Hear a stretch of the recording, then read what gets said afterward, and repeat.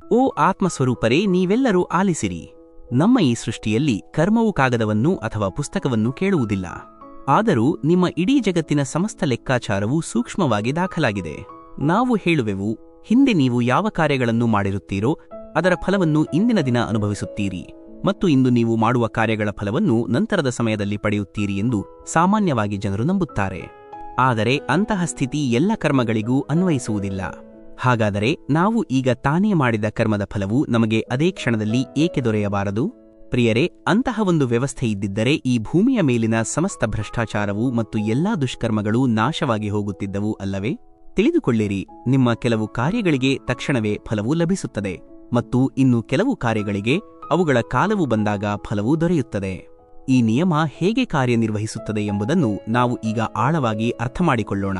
ಶ್ರೀಕೃಷ್ಣ ಪರಮಾತ್ಮನ ದಿವ್ಯವಾಣಿಯ ಮೂಲಕ ನಿಮ್ಮ ಜೀವನದ ಸಾರವಾದ ಗೀತಾಸಾರ ಎಂಬ ಈ ಪವಿತ್ರ ವೇದಿಕೆಗೆ ನಾವು ನಿಮ್ಮೆಲ್ಲರನ್ನೂ ಪ್ರೀತಿಯಿಂದ ಆಹ್ವಾನಿಸುತ್ತೇವೆ. ಇಲ್ಲಿ ನಾವು ಸನಾತನ ಧರ್ಮದ ಗಹನ ಜ್ಞಾನವನ್ನು ಅರಿಯೋಣ. ಧರ್ಮ ಮಾರ್ಗದಲ್ಲಿ ನೀವು ಮಾಡಿದ ಪುಣ್ಯ ಕಾರ್ಯದ ತಕ್ಷಣದ ಫಲವೇನು? ಅದುವೇ ನಿಮ್ಮ ಮನಸ್ಸಿಗೆ ದೊರೆಯುವ ಶಾಶ್ವತವಾದ ಆನಂದ ಮತ್ತು ಅಂತರಂಗದ ತೃಪ್ತಿ ಅಥವಾ ನೆಮ್ಮದಿ. ಹಾಗಾದರೆ ಪಾಪದ ತಕ್ಷಣದ ಫಲವೇನು? ಅದುವೇ ನಿಮ್ಮ ಮನಸ್ಸಿನಲ್ಲಿ ಉಂಟಾಗುವ ತೀವ್ರವಾದ ಆತಂಕ ಮತ್ತು ಕಳವಳ ಅಥವಾ ದುಗುಡ. ಒಳ್ಳೆಯ ಕಾರ್ಯವನ್ನು ಮಾಡಿದ ತಕ್ಷಣ ನೀವು ಸಂತೋಷವನ್ನು ಗಳಿಸುತ್ತೀರಿ. ಪಾಪವನ್ನು ಮಾಡಿದ ಕ್ಷಣವೇ ಚಿಂತೆ ಮತ್ತು ಮಾನಸಿಕ ದುಃಖವು ನಿಮ್ಮನ್ನು ಆವರಿಸಿಕೊಳ್ಳುತ್ತದೆ. ನೀವು ದಾರಿಯಲ್ಲಿ ಹಸಿವಿನಿಂದ ಬಳಲುತ್ತಿರುವ ಒಬ್ಬ ಬಡವನಿಗೆ ಅಥವಾ ಭಿಕ್ಷುಕನಿಗೆ ತಕ್ಷಣವೇ 2 ರೊಟ್ಟಿಗಳನ್ನು ನೀಡಿದರೆ ಆ ರೊಟ್ಟಿಗಳನ್ನು ನೀಡುವುದರಿಂದ ನಿಮಗೆ ಆಗುವ ನಷ್ಟವಾದರೂ ಎಷ್ಟು? ಆದರೆ ಆ ಕರ್ಮದ ತೃಪ್ತಿಯು ನಿಮ್ಮೊಳಗೆ ತಕ್ಷಣವೇ ಬಂದು ನೆಲೆಸುತ್ತದೆ. ಮತ್ತು ನೀವು ಮತ್ತೊಬ್ಬರ ಜೇಬಿನಿಂದ ಕಳ್ಳತನದಿಂದ ಹಣವನ್ನು ತೆಗೆದರೆ ಆ ಹಣವನ್ನು ತೆಗೆದ ನಂತರ ನಿಮ್ಮ ಮನಸ್ಸಿನಲ್ಲಿ ಆತಂಕವು ಎಷ್ಟು ಸಮಯದ ನಂತರ ಪ್ರಾರಂಭವಾಗುತ್ತದೆ? ಅದು ಕೂಡ ಅದೇ ಕ್ಷಣದಲ್ಲಿ ಆರಂಭವಾಗುತ್ತದೆ. ಹೀಗೆ ಒಳ್ಳೆಯ ಕಾರ್ಯಗಳಿಗೂ ತಕ್ಷಣದ ಫಲಗಳು ದೊರೆಯುತ್ತವೆ ಮತ್ತು ಕೆಟ್ಟ ಕಾರ್ಯಗಳಿಗೂ ತಕ್ಷಣವೇ ಫಲವು ಲಭಿಸುತ್ತದೆ. ಆದರೆ ಇದು ಕೇವಲ ನೇರವಾದ ತಕ್ಷಣದ ಫಲವಷ್ಟೇ ಆಗಿರುತ್ತದೆ. ಇವುಗಳ ಹೊರತಾಗಿ ಒಂದು ಪರಂಪರಾಗತವಾದ, ಅಂದರೆ ಮುಂದೂಡಲ್ಪಟ್ಟಿರುವ ಫಲವೂ ಸಹ ಇರುತ್ತದೆ. ಹಾಗಾದರೆ ಆ ಪುಣ್ಯ ಕಾರ್ಯದ ಪರಂಪರಾಗತವಾದ ಅಥವಾ ದೀರ್ಘಕಾಲದ ಫಲವೇನು? ಅದುವೇ ನಿಮ್ಮ ಜೀವನದಲ್ಲಿ ನೆಲೆಸುವ ಶಾಶ್ವತವಾದ ಸಂತೋಷ ಮತ್ತು ಸಂಪದ್ಭರಿತ ಸಮೃದ್ಧಿ. ಮತ್ತು ಪಾಪದ ಪರಂಪರಾಗತವಾದ ಫಲವೇನು? ಅದುವೇ ನಿಮ್ಮನ್ನು ಆವರಿಸುವ ದುಃಖ ಮತ್ತು ದಾರಿದ್ರ್ಯದ ಸ್ಥಿತಿ. ತಕ್ಷಣದ ಫಲಗಳು ಇದೇ ಕ್ಷಣದಲ್ಲಿ ನಿಮಗೆ ಲಭಿಸುತ್ತವೆ. ಆದರೆ ಸಂತೋಷ ಮತ್ತು ಸಮೃದ್ಧಿಯು ನಿಮ್ಮ ಜೀವನದಲ್ಲಿ ಸ್ಥಿರವಾಗಲು ಸ್ವಲ್ಪ ಕಾಲಾವಕಾಶದ ಅಗತ್ಯವಿರುತ್ತದೆ. ಪಾಪವೂ ಸಹ ತನ್ನ ಫಲವನ್ನು ತಕ್ಷಣವೇ ನೀಡುತ್ತದೆ. ಆದರೆ ದೀರ್ಘಕಾಲಿಕವಾದ ದುಃಖ ಮತ್ತು ದಾರಿದ್ರ್ಯವು ನಿಮ್ಮನ್ನು ಆವರಿಸಲು ಸ್ವಲ್ಪ ಸಮಯ ಬೇಕಾಗುತ್ತದೆ. ಈ 2 ಬಗೆಯ ಫಲಗಳು ಕಾರ್ಯನಿರ್ವಹಿಸುತ್ತವೆ. ನೀವು ಯಾವುದೇ ಕಾರ್ಯವನ್ನು ಮಾಡಿದರೂ ನೀವು ಖಂಡಿತವಾಗಿಯೂ ಅದರ ಫಲವನ್ನು ಅನುಭವಿಸಲೇಬೇಕು. ಆ ಫಲದಿಂದ ನೀವು ತಪ್ಪಿಸಿಕೊಳ್ಳಲು ಎಂದಿಗೂ ಸಾಧ್ಯವಿಲ್ಲ. ನೀವು ಎಷ್ಟೇ ಪ್ರಯತ್ನಿಸಿ ಓಡಿಹೋಗಲು ನೋಡಿದರೂ ಆ ಕರ್ಮಫಲವನ್ನು ನೀವು ಅನುಭವಿಸುತ್ತಿರುವ ತನಕ ಅದು ನಿಮ್ಮನ್ನು ಬಿಡುವುದಿಲ್ಲ. ಈ ಅನುಭವವಿಲ್ಲದೆ ಕರ್ಮವು ಎಂದಿಗೂ ಶಾಂತವಾಗುವುದಿಲ್ಲ, ಅಂದರೆ ಅದರ ಋಣವೂ ಮುಗಿಯುವುದಿಲ್ಲ. ನಾವು ಎಷ್ಟೇ ಸಜ್ಜನರಾಗಿ ಒಳ್ಳೆಯವರಾಗಿ ಜೀವಿಸುತ್ತಿದ್ದರೂ ಸಹ ಹಿಂದೆ ನಾವು ಮಾಡಿದ ಕೆಟ್ಟ ಕಾರ್ಯಗಳ ಪರಿಣಾಮಗಳು ನಮ್ಮೊಂದಿಗೆ ಉಳಿದಿರುತ್ತವೆ. ಆ ಪರಿಣಾಮಗಳು ತಡವಾಗಿ ಬಂದರೂ ಸಹ ಅವು ಖಂಡಿತವಾಗಿಯೂ ನಮಗೆ ದೊರೆಯುತ್ತವೆ. ನಿಮ್ಮ ಕೆಟ್ಟ ಕಾರ್ಯಗಳನ್ನು ಮರೆಮಾಚಲು ನೀವು ಈ ಜಗತ್ತಿನ ನ್ಯಾಯಾಲಯದ ಕಣ್ಣುಗಳಿಂದ ತಪ್ಪಿಸಿಕೊಳ್ಳಲು ಬಹುಶಃ ಸಾಧ್ಯವಾದೀತು. ಆದರೆ ಈ ಸೃಷ್ಟಿಯ ಪ್ರಕೃತಿಯ ನ್ಯಾಯಾಲಯದ ಕಣ್ಣುಗಳಿಂದ ನೀವು ಹೇಗೆ ತಪ್ಪಿಸಿಕೊಳ್ಳಲು ಸಾಧ್ಯವಾದೀತು? ಈ ಕಥೆಯು ಹಲವು ವರ್ಷಗಳ ಹಿಂದೆ ನಡೆದಿದೆ. ಒಂದು ಸುಂದರವಾದ ನಗರದಲ್ಲಿ ಒಬ್ಬ ನ್ಯಾಯಾಧೀಶರು ವಾಸವಾಗಿದ್ದರು. ಅವರು ನಾಗರ ಬ್ರಾಹ್ಮಣ ಕುಲಕ್ಕೆ ಸೇರಿದವರಾಗಿದ್ದರು ಮತ್ತು ಅವರು ಸ್ವತಃ ವೇದಾಂತದ ಕಠಿಣ ನಿಯಮಗಳನ್ನು ಪಾಲಿಸುವವರು ಹಾಗೂ ಕರ್ಮದ ನಿಯಮವನ್ನು ಶ್ರದ್ಧೆಯಿಂದ ಅನುಸರಿಸುವವರೂ ಆಗಿದ್ದರು. ಒಮ್ಮೆ ಆ ನ್ಯಾಯಾಧೀಶರು ಬೆಳಿಗ್ಗೆ ತಿರುಗಾಡಲು ಹೊರಗೆ ಹೋದರು. ಅವರು ಒಬ್ಬ ಮನುಷ್ಯನು ಓಡುತ್ತಿರುವುದನ್ನು ಮತ್ತು ಇತರ ಜನರು ಅವನ ಹಿಂದೆಯೇ ಬೆನ್ನಟ್ಟಿಕೊಂಡು ಓಡುತ್ತಿರುವುದನ್ನು ನೋಡಿದರು. ಆಗ ಆ ಮನುಷ್ಯನ ಹಿಂದೆ ಬಂದ ಮತ್ತೊಬ್ಬ ವ್ಯಕ್ತಿಯು ಆ ಓಡುತ್ತಿದ್ದ ಮನುಷ್ಯನ ದೇಹಕ್ಕೆ ಚೂರಿಯನ್ನು ಇರಿಯುವುದನ್ನು ನ್ಯಾಯಾಧೀಶರು ನೋಡಿದರು. ಆ ಚಾಕುವನ್ನು ಮೃತದೇಹವು ಉಸಿರು ನಿಲ್ಲಿಸುವವರೆಗೂ ಇರಿಯುತ್ತಾ ಹೋದನು. ಆ ನ್ಯಾಯಾಧೀಶರು ಈ ಘಟನೆಯನ್ನು ತಮ್ಮ ಕಣ್ಣುಗಳಿಂದಲೇ ನೋಡಿದರು. ಕೊಲೆ ಮಾಡಿದ ಆ ವ್ಯಕ್ತಿಯು ತಕ್ಷಣವೇ ಓಡಿಹೋದನು. ನ್ಯಾಯಾಧೀಶರು ಆ ಕೊಲೆಗಾರನನ್ನು ಸ್ಪಷ್ಟವಾಗಿ ನೋಡಿದರು. ನಂತರ ಆ ನ್ಯಾಯಾಧೀಶರು ಮನೆಗೆ ಮರಳಿದರು. ಆದರೆ ಅವರು ಈ ವಿಷಯವನ್ನು ಯಾರಿಗೂ ಹೇಳಲಿಲ್ಲ, ಏಕೆಂದರೆ ಆ ಕೊಲೆಯ ಪ್ರಕರಣವು ಅಂತಿಮವಾಗಿ ಅವರ ನ್ಯಾಯಾಲಯಕ್ಕೆ ವಿಚಾರಣೆಗೆ ಬರಬೇಕಾಗಿತ್ತು. ನಂತರ ಪೊಲೀಸರ ತನಿಖೆಯೂ ಪ್ರಾರಂಭವಾಯಿತು. ಸಂಪೂರ್ಣ ಪೊಲೀಸ್ ತನಿಖೆಯು ಸುಮಾರು 6 ತಿಂಗಳೊಳಗೆ ಪೂರ್ಣಗೊಂಡಿತು. ಕೊಲೆಯ ಪ್ರಕರಣವನ್ನು ದಾಖಲಿಸಲಾಯಿತು ಮತ್ತು ಅಂತಿಮವಾಗಿ ಈ ಪ್ರಕರಣವು ವಿಚಾರಣೆಗೆ ಆ ನ್ಯಾಯಾಧೀಶರ ಬಳಿಯೇ ಬಂದಿತು. ಆದರೆ ಅವರು ನೋಡಿದಾಗ ಆರೋಪಿಯು ಬೇರೊಬ್ಬ ವ್ಯಕ್ತಿಯಾಗಿದ್ದನು. ಅವನು ಆ ದಿನ ನ್ಯಾಯಾಧೀಶರು ನೋಡಿದ ನಿಜವಾದ ಕೊಲೆಗಾರನಾಗಿರಲಿಲ್ಲ. ನಂತರ ವಿಚಾರಣೆಯೂ ಪ್ರಾರಂಭವಾಯಿತು. ಆ ವ್ಯಕ್ತಿಯೇ ಕೊಲೆಗಾರ ಎಂದು ಸಾಬೀತುಪಡಿಸಲು ಬಲವಾದ ಸಾಕ್ಷ್ಯಾಧಾರಗಳು ನ್ಯಾಯಾಲಯಕ್ಕೆ ದೊರೆತವು. ಈ ವ್ಯಕ್ತಿಯು ಅಮಾಯಕ ಎಂದು ಆ ನ್ಯಾಯಾಧೀಶರಿಗೆ ತಿಳಿದಿತ್ತು. ಆದರೆ ನ್ಯಾಯಾಧೀಶರು ತಮ್ಮ ತೀರ್ಪನ್ನು ಕೇವಲ ಸಾಕ್ಷ್ಯದ ಆಧಾರದ ಮೇಲೆ ಮಾತ್ರ ನೀಡಬೇಕಾಗಿತ್ತು. ನ್ಯಾಯಾಧೀಶರು ತಮ್ಮ ವೈಯಕ್ತಿಕ ಭಾವನೆಗಳ ಆಧಾರದ ಮೇಲೆ ಯಾರನ್ನೂ ಸಹ ಅಮಾಯಕ ಎಂದು ಘೋಷಿಸುವಂತಿರಲಿಲ್ಲ. ಹೀಗಾಗಿ ಸಾಕ್ಷ್ಯಗಳ ಆಧಾರದ ಮೇಲೆ ಆ ಅಮಾಯಕ ಆರೋಪಿಯನ್ನು ಕೊಲೆಗಾರ ಎಂದು ಘೋಷಿಸಲಾಯಿತು. ಆದರೆ ಆ ನ್ಯಾಯಾಧೀಶರು ವೇದಾಂತಿ ಮತ್ತು ಪ್ರಕೃತಿಯ ಕರ್ಮ ನಿಯಮದ ಕಟ್ಟ ಅನುಸಾರಿಯಾಗಿದ್ದರು. ನಿಜವಾದ ಕೊಲೆಗಾರನು ಹೊರಗೆ ತಿರುಗಾಡುತ್ತಿದ್ದಾನೆ ಮತ್ತು ಒಬ್ಬ ಅಮಾಯಕ ವ್ಯಕ್ತಿಯು ಶಿಕ್ಷೆಗೆ ಗುರಿಯಾಗುತ್ತಿದ್ದಾನೆ ಎಂದು ಅವರಿಗೆ ತಿಳಿದಿತ್ತು. ಆದ್ದರಿಂದ ಮರಣದಂಡನೆಯನ್ನು ನೀಡುವ ಮೊದಲು ಅವರು ಆ ಅಮಾಯಕ ವ್ಯಕ್ತಿಯನ್ನು ತಮ್ಮ ಖಾಸಗಿ ಕೊಠಡಿಗೆ ಕರೆಸಿಕೊಂಡರು. ಆ ನ್ಯಾಯಾಧೀಶರ ಬಳಿ ಹೋದ ಕೂಡಲೇ ಅಮಾಯಕ ಆರೋಪಿಯು ಅಳಲು ಪ್ರಾರಂಭಿಸಿದನು ಮತ್ತು ನಾನು ಅಮಾಯಕ, ನಾನು ಕೊಲೆ ಮಾಡಿಲ್ಲ ಎಂದು ಹೇಳಿದನು. ಆಗಿದ್ದು ಏನೆಂದರೆ, ಪೊಲೀಸರಿಗೆ ನಿಜವಾದ ಕೊಲೆಗಾರನನ್ನು ಹಿಡಿಯಲು ಸಾಧ್ಯವಾಗಲಿಲ್ಲ. ಆದ್ದರಿಂದ ಅವರು ನನ್ನ ಹಿಂದಿನ ಅಪರಾಧಗಳ ಆಧಾರದ ಮೇಲೆ ನನ್ನನ್ನು ಹಿಡಿದು ನನ್ನ ವಿರುದ್ಧ ಸಾಕ್ಷ್ಯಗಳನ್ನು ಹಾಜರುಪಡಿಸಿ ನ್ಯಾಯಾಲಯದಲ್ಲಿ ನನ್ನನ್ನು ಕೊಲೆಗಾರ ಎಂದು ಸಾಬೀತುಪಡಿಸಿದರು ಎಂದು ಆ ಅಮಾಯಕ ವ್ಯಕ್ತಿಯು ಹೇಳಿಕೊಂಡನು. ಆಗ ನ್ಯಾಯಾಧೀಶರು, ಇದೆಲ್ಲವೂ ಸತ್ಯ, ನೀವು ಅಮಾಯಕರು ಎಂದು ನನಗೆ ತಿಳಿದಿದೆ. ನಾನು ನಿಜವಾದ ಕೊಲೆಗಾರನನ್ನು ನನ್ನ ಕಣ್ಣುಗಳಿಂದಲೇ ನೋಡಿದ್ದೆ. ಆದರೆ ಕಾನೂನು ಸಂಪೂರ್ಣವಾಗಿ ಸಾಕ್ಷ್ಯಗಳ ಆಧಾರದ ಮೇಲೆ ನಿಂತಿರುವುದರಿಂದ ಈ ಪ್ರಕರಣವನ್ನು ನಾನು ಕಾನೂನುಬದ್ಧವಾಗಿ ಸಾಬೀತುಪಡಿಸಲು ಸಾಧ್ಯವಿಲ್ಲ. ಸಾಕ್ಷ್ಯವು ಸಂಪೂರ್ಣವಾಗಿ ನಿಮಗೆ ವಿರುದ್ಧವಾಗಿದೆ. ಆದ್ದರಿಂದ ನಾನು ನಿಮ್ಮನ್ನು ಕಾನೂನುಬದ್ಧವಾಗಿ ಕೊಲೆಗಾರ ಎಂದು ಸಾಬೀತುಪಡಿಸಿ ಮರಣದಂಡನೆಯನ್ನು ವಿಧಿಸಲು ಹೊರಟಿರುವೆನು. ಆದರೆ ಪ್ರಕೃತಿಯ ನಿಯಮದಲ್ಲಿ ಯಾವುದೇ ತಪ್ಪಾಗಬಾರದು ಎಂದು ಖಚಿತಪಡಿಸಿಕೊಳ್ಳಲು ನಾನು ಖಾಸಗಿಯಾಗಿ ನಿಮ್ಮನ್ನು ಒಂದು ಪ್ರಶ್ನೆಯನ್ನು ಕೇಳುವೆನು. ಸರಿಯಾಗಿ ಉತ್ತರಿಸಿರಿ. ನನ್ನ ಪ್ರಶ್ನೆಯೆಂದರೆ, ನೀವು ಹಿಂದಿನ ದಿನಗಳಲ್ಲಿ ಎಂದಾದರೂ ಯಾರನ್ನಾದರೂ ಕೊಲೆ ಮಾಡಿದ್ದೀರಾ ಅಥವಾ ಅದೇ ಪ್ರಮಾಣದ ಯಾವುದೇ ಅಪರಾಧವನ್ನು ಎಸಗಿದ್ದೀರಾ? ಈ ಸುಳ್ಳು ಆರೋಪದಲ್ಲಿ ಸಿಕ್ಕಿಬಿದ್ದ ಆ ವ್ಯಕ್ತಿಯು ತನ್ನ ತಲೆಯನ್ನು ತಗ್ಗಿಸಿ, ನಾನು ಹಿಂದೆ 2 ಕೊಲೆಗಳನ್ನು ಮಾಡಿದ್ದೆ ಎಂದು ಹೇಳಿದನು.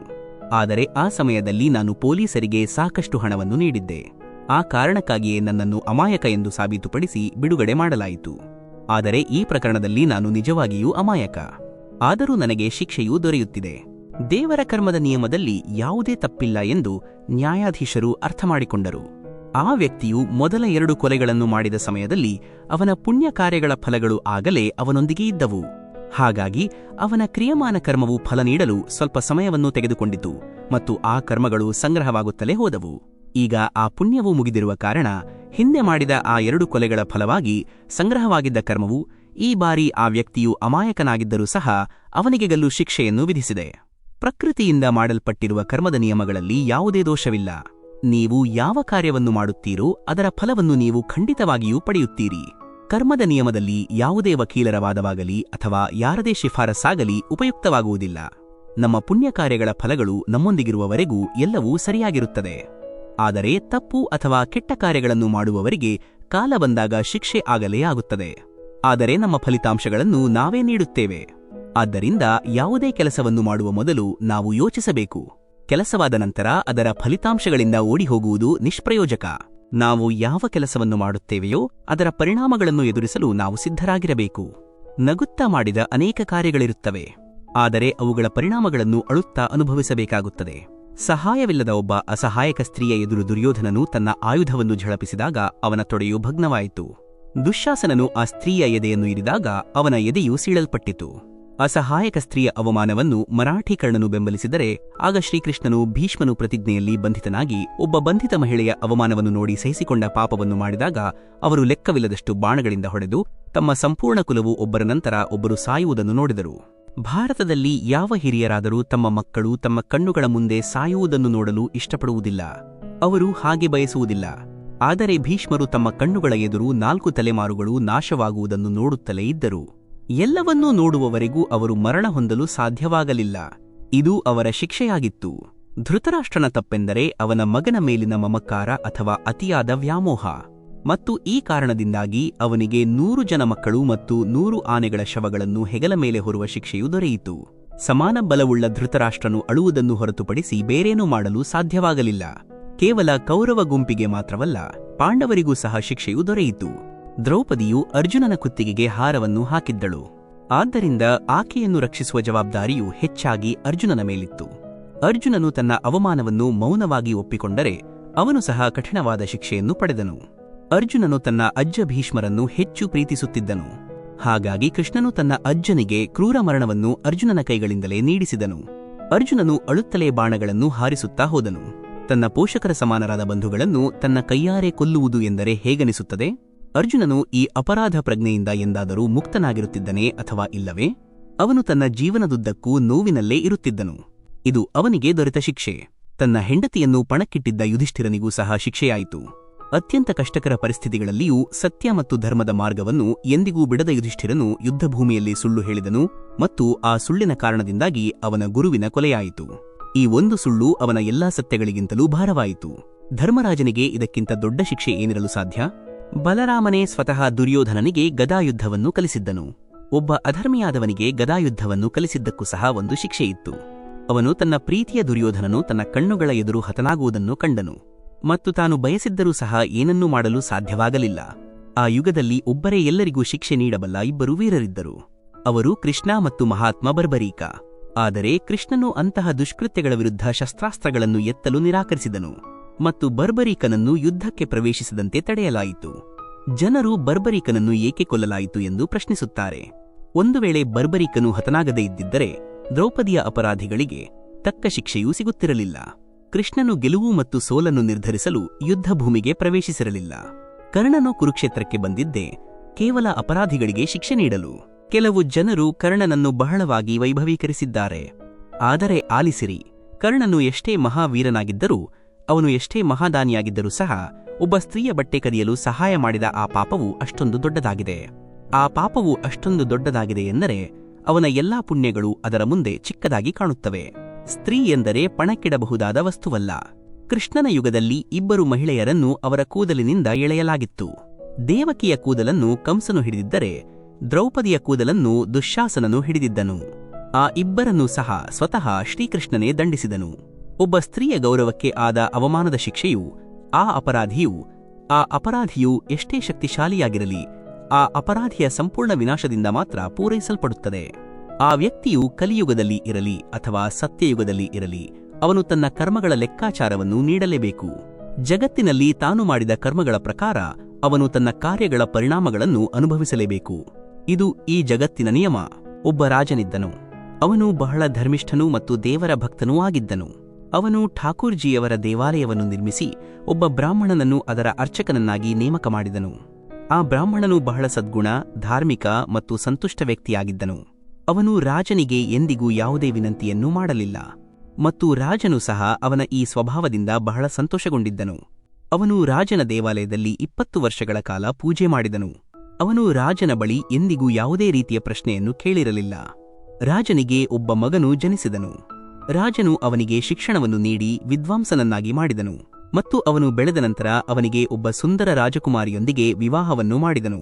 ವಿವಾಹದ ನಂತರ ರಾಜಕುಮಾರಿಯನ್ನು ರಾಜಮನೆತನಕ್ಕೆ ಕರೆತಂದ ಅದೇ ರಾತ್ರಿ ಆ ರಾಜಕುಮಾರಿಗೆ ನಿದ್ರೆ ಬರಲಿಲ್ಲ.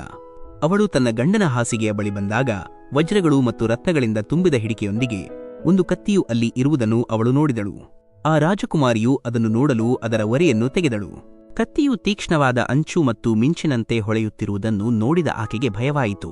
ಭಯದಿಂದ ಆ ಕತ್ತಿಯು ಆಕೆಯ ಕೈಯಿಂದ ಕೆಳಗೆ ಬಿದ್ದು ರಾಜಕುಮಾರನ ಕುತ್ತಿಗೆಗೆ ತಾಗಿತು. ರಾಜಕುಮಾರನ ತಲೆಯು ಕತ್ತರಿಸಿ ಹೋಯಿತು ಮತ್ತು ಅವನು ಮೃತಪಟ್ಟನು. ತನ್ನ ಗಂಡನ ಈ ಸಾವಿನಿಂದ ರಾಜಕುಮಾರಿಯು ತೀವ್ರ ದುಃಖಿತಳಾದಳು ಮತ್ತು ಅವಳು ದೇವರಿಗೆ ಪ್ರಾರ್ಥಿಸಿದಳು. ಓ ದೇವರೇ, ಈ ಪಾಪವನ್ನು ನಾನು ಹೇಗೆ ಮಾಡಿದೆ? ನನ್ನ ಪತಿಯು ನನ್ನ ಕೈಯಿಂದಲೇ ಮರಣ ಹೊಂದಿದರು. ಇದು ನಿಮಗೆ ತಿಳಿದಿದೆ. ಆದರೆ ನಾನು ಸಭೆಯಲ್ಲಿ ಸತ್ಯವನ್ನು ಹೇಳುವುದಿಲ್ಲ, ಏಕೆಂದರೆ ಇದು ನನ್ನ ಹೆತ್ತವರಿಗೂ ಮತ್ತು ನನ್ನ ಗಂಡನ ಮನೆಯವರಿಗೂ ನಾಚಿಕೆ ತರುತ್ತದೆ. ಬೆಳಿಗ್ಗೆ ಆ ಅರ್ಚಕರು ಬಾವಿಯ ಬಳಿ ಸ್ನಾನ ಮಾಡಲು ಬಂದಾಗ ಅವರನ್ನು ನೋಡಿದ ರಾಜಕುಮಾರಿಯು ದುಃಖಿಸಲು ಪ್ರಾರಂಭಿಸಿದಳು ಮತ್ತು ಯಾರೋ ನನ್ನ ಗಂಡನನ್ನು ಕೊಂದಿದ್ದಾರೆ ಎಂದು ಹೇಳಿದಳು. ಜನರು ಅಲ್ಲಿ ಜಮಾಯಿಸಿದರು ಮತ್ತು ರಾಜನು ಬಂದು ಯಾರು ಕೊಂದರು ಎಂದು ಕೇಳಿದನು. ಆಗ ಅವಳು ಅವನೇ ಕೊಂದ ಎಂದು ಹೇಳಲು ಪ್ರಾರಂಭಿಸಿದಳು. ಅವನು ಯಾರೆಂದು ನನಗೆ ತಿಳಿದಿಲ್ಲ, ಆದರೆ ಅವನು ಠಾಕೂರ್ಜಿಯವರ ದೇವಾಲಯಕ್ಕೆ ಹೋಗುವುದನ್ನು ನಾನು ನೋಡಿದ್ದೆ ಎಂದು ಹೇಳಿದಳು. ರಾಜನೂ ಸೇರಿದಂತೆ ಎಲ್ಲರೂ ಠಾಕೂರ್ಜಿಯವರ ದೇವಾಲಯಕ್ಕೆ ತಲುಪಿದರು ಮತ್ತು ಅಲ್ಲಿ ಒಬ್ಬ ಬ್ರಾಹ್ಮಣನು ಪೂಜೆ ಮಾಡುತ್ತಿರುವುದನ್ನು ನೋಡಿದರು. ಅವರು ಅವನನ್ನು ಹಿಡಿದು, ನೀನು ರಾಜಕುಮಾರನನ್ನು ಏಕೆ ಕೊಲ್ಲಿದೆ ಎಂದು ಕೇಳಿದರು. ಬ್ರಾಹ್ಮಣನು, ನಾನು ರಾಜಕುಮಾರನನ್ನು ಕೊಲ್ಲಲಿಲ್ಲ, ನಾನು ಅವನ ರಾಜಮನೆತನವನ್ನು ನೋಡಿಲ್ಲ. ಈ ವಿಷಯದಲ್ಲಿ ದೇವರು ಸಾಕ್ಷಿ. ನೋಡದೆ ಒಬ್ಬರ ಮೇಲೆ ಅಪರಾಧವನ್ನು ಹೊರಿಸುವುದು ಸರಿಯಲ್ಲ ಎಂದು ಹೇಳಿದನು. ಯಾರೂ ಆ ಬ್ರಾಹ್ಮಣನ ಮಾತನ್ನು ಕೇಳಲಿಲ್ಲ. ಕೆಲವರು ಒಂದು ವಿಷಯವನ್ನು ಹೇಳಿದರು ಮತ್ತು ಇನ್ನು ಕೆಲವರು ಬೇರೆಯೇ ವಿಷಯವನ್ನು ಹೇಳಿದರು. ರಾಜನ ಹೃದಯವು ಕೋಪದಿಂದ ತುಂಬಿತ್ತು. ಈ ಬ್ರಾಹ್ಮಣನು ಅಮಾಯಕ ಎಂದು ಅವನು ಮತ್ತೆ ಮತ್ತೆ ಯೋಚಿಸುತ್ತಿದ್ದನು. ಆದರೆ ಅನೇಕರ ಒತ್ತಾಯದ ಮೇರೆಗೆ ರಾಜನು ಬ್ರಾಹ್ಮಣನಿಗೆ, ನಾನು ನಿಮಗೆ ಮರಣದಂಡನೆಯನ್ನು ನೀಡುತ್ತಿಲ್ಲ, ಆದರೆ ನೀವು ನನ್ನ ಮಗನನ್ನು ಯಾವ ಕೈಯಿಂದ ಕತ್ತಿಯಿಂದ ಕೊಂದಿದ್ದೀರೋ ಆ ಕೈಯನ್ನು ಕತ್ತರಿಸಲು ನಾನು ಆದೇಶಿಸುತ್ತೇನೆ ಎಂದು ಹೇಳಿದನು. ರಾಜನು ಅವನ ಕೈಯನ್ನು ಕತ್ತರಿಸಿದನು ಮತ್ತು ಆ ಬ್ರಾಹ್ಮಣನು ಬಹಳ ದುಃಖಿತನಾದನು. ರಾಜನನ್ನು ಅಧರ್ಮಿ ಎಂದು ಪರಿಗಣಿಸಿ ಅವನು ಆ ದೇಶವನ್ನು ಬಿಟ್ಟು ಹೊರಟು ಹೋದನು. ಯಾವುದೇ ಅಪರಾಧವನ್ನು ಮಾಡದೆಯೇ ತನ್ನ ಕೈಯನ್ನು ಕತ್ತರಿಸಿದ ಕಾರಣವನ್ನು ಕೇಳಲು ಆ ಬ್ರಾಹ್ಮಣನು ಒಬ್ಬ ವಿದ್ವಾಂಸ ಜ್ಯೋತಿಷ್ಯ ಶಾಸ್ತ್ರಜ್ಞರನ್ನು ಹುಡುಕಲು ಪ್ರಾರಂಭಿಸಿದನು. ಯಾರೋ ಒಬ್ಬರು ಅವನಿಗೆ ಹೇಳಿದರು, ಕಾಶಿಯಲ್ಲಿ ಒಬ್ಬ ವಿದ್ವಾಂಸ ಜ್ಯೋತಿಷ್ಯ ಶಾಸ್ತ್ರಜ್ಞರು ವಾಸಿಸುತ್ತಾರೆ ಎಂದು. ಆಗ ಅವನು ಅವರ ಮನೆಗೆ ತಲುಪಿದನು. ಜ್ಯೋತಿಷ್ಯ ಶಾಸ್ತ್ರಜ್ಞರು ಎಲ್ಲೋ ಹೊರಗೆ ಹೋಗಿದ್ದರು. ಅವನು ಅವರ ಧಾರ್ಮಿಕ ಪತ್ನಿಯನ್ನು ಕೇಳಿದನು, ತಾಯಿ, ನಿಮ್ಮ ಪತಿಯಾದ ಜ್ಯೋತಿಷ್ಯ ಮಹಾರಾಜರು ಎಲ್ಲಿಗೆ ಹೋಗಿದ್ದಾರೆ? ಆಗ ಆ ಸ್ತ್ರೀ ತನ್ನ ಬಾಯಿಯಿಂದಲೇ ಅಯೋಗ್ಯ, ಸಹಿಸಲಾಗದ, ದುಷ್ಟ ಎಂದು ಹೇಳಿದಳು. ಅದನ್ನು ಕೇಳಿ ಆ ಬ್ರಾಹ್ಮಣನಿಗೆ ಆಶ್ಚರ್ಯವಾಯಿತು ಮತ್ತು ತನ್ನ ಮನಸ್ಸಿನಲ್ಲಿಯೇ, ನಾನು ನನ್ನ ಕೈ ಕತ್ತರಿಸಿದ ಕಾರಣವನ್ನು ಕೇಳಲು ಬಂದಿದ್ದೆ, ಆದರೆ ಈಗ ನಾನು ಮೊದಲು ಅವರ ಸ್ಥಿತಿಯ ಬಗ್ಗೆ ಕೇಳುವೆನು ಎಂದುಕೊಂಡನು. ಈ ಮಧ್ಯೆ ಜ್ಯೋತಿಷ್ಯ ಶಾಸ್ತ್ರಜ್ಞರು ಬಂದರು. ಅವರು ಮನೆಗೆ ಪ್ರವೇಶಿಸಿದ ಕೂಡಲೇ ಆ ಬ್ರಾಹ್ಮಣ ಮಹಿಳೆಯು ಅವರನ್ನು ಅನೇಕ ಕೆಟ್ಟ ಮಾತುಗಳಿಂದ ನಿಂದಿಸಿದಳು. ಆದರೆ ಜ್ಯೋತಿಷ್ಯ ಶಾಸ್ತ್ರಜ್ಞರು ಮೌನವಾಗಿದ್ದರು ಮತ್ತು ತಮ್ಮ ಹೆಂಡತಿಯೊಂದಿಗೆ ಮಾತನಾಡುವುದಕ್ಕೆ ಪ್ರಾರಂಭಿಸಿದರು. ಅವರು ಏನನ್ನೂ ಹೇಳಲಿಲ್ಲ. ಅದರ ನಂತರ ಸಿಂಹಾಸನದ ಮೇಲೆ ಕುಳಿತಿದ್ದ ಆ ಬ್ರಾಹ್ಮಣನನ್ನು ನೋಡಿ ಜ್ಯೋತಿಷ್ಯ ಶಾಸ್ತ್ರಜ್ಞರು, ಬ್ರಾಹ್ಮಣ ದೇವರೇ, ನೀವು ಹೇಗೆ ಬಂದಿದ್ದೀರಿ ಎಂದು ಹೇಳಿರಿ ಎಂದರು. ಬ್ರಾಹ್ಮಣನು, ನಾನು ನನ್ನ ಬಗ್ಗೆ ಕೇಳಲು ಬಂದಿದ್ದೆ, ಆದರೆ ಮೊದಲು ನಿಮ್ಮ ಪರಿಸ್ಥಿತಿಯ ಬಗ್ಗೆ ಹೇಳಿರಿ. ನಿಮ್ಮ ಪತ್ನಿಯು ನಿಮ್ಮನ್ನು ಏಕೆ ಇಷ್ಟು ಹೀನಾಯ ಮಾತುಗಳಿಂದ ದ್ವೇಷಿಸುತ್ತಾಳೆ? ಯಾರಿಂದಲೂ ಸಹಿಸಲು ಸಾಧ್ಯವಾಗದ ಆ ಕೆಲಸವನ್ನು ಅವಳು ಏಕೆ ಮಾಡುತ್ತಾಳೆ ಮತ್ತು ನೀವು ಅದನ್ನು ಸಹಿಸಿಕೊಳ್ಳಲು ಕಾರಣವೇನು? ಆಗ ನೀವು, ಇವಳು ನನ್ನ ಹೆಂಡತಿಯಲ್ಲ, ಇವಳು ನನ್ನ ಕರ್ಮ ಎಂದು ಹೇಳಿದಿರಿ. ನೀವು ಜಗತ್ತಿನಲ್ಲಿ ಯಾರನ್ನು ನೋಡುತ್ತೀರೋ, ಸಹೋದರ, ಮಗ, ಶಿಷ್ಯ, ತಂದೆ, ಗುರು, ಯಾರೇ ನಿಮ್ಮ ಸಂಬಂಧಿಕರಾಗಿರಲಿ, ಎಲ್ಲವೂ ನಿಮ್ಮ ಕರ್ಮವೇ ಆಗಿದೆ. ಇವಳು ಕೇವಲ ಹೆಂಡತಿಯಲ್ಲ, ಇವಳು ನನ್ನ ಕರ್ಮ, ಮತ್ತು ಇದನ್ನು ಅನುಭವಿಸದೆ ಅದು ಹೋಗುವುದಿಲ್ಲ. ನಾನು ಮಾಡಿದ ಶುಭ ಅಥವಾ ಅಶುಭ ಕರ್ಮಗಳೇನೇ ಇರಲಿ, ಅದನ್ನು ಖಂಡಿತವಾಗಿಯೂ ಅನುಭವಿಸಲೇಬೇಕು. ಅನುಭವಿಸದೆ ಕೋಟಿಗಟ್ಟಲೆ ಕಲ್ಪಗಳು ಕಳೆದರೂ ಕರ್ಮವನ್ನು ತಪ್ಪಿಸಲು ಸಾಧ್ಯವಿಲ್ಲ. ಅದಕ್ಕಾಗಿಯೇ ನಾನು ನನ್ನ ಕರ್ಮವನ್ನು ಮಾಡುತ್ತಿದ್ದೇನೆ.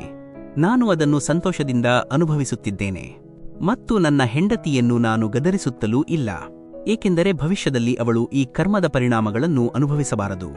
ಮಹಾರಾಜರೇ, ನಾನು ಯಾವ ಕರ್ಮವನ್ನು ಮಾಡಿದ್ದೆ ಎಂದು ಆಲಿಸಿರಿ.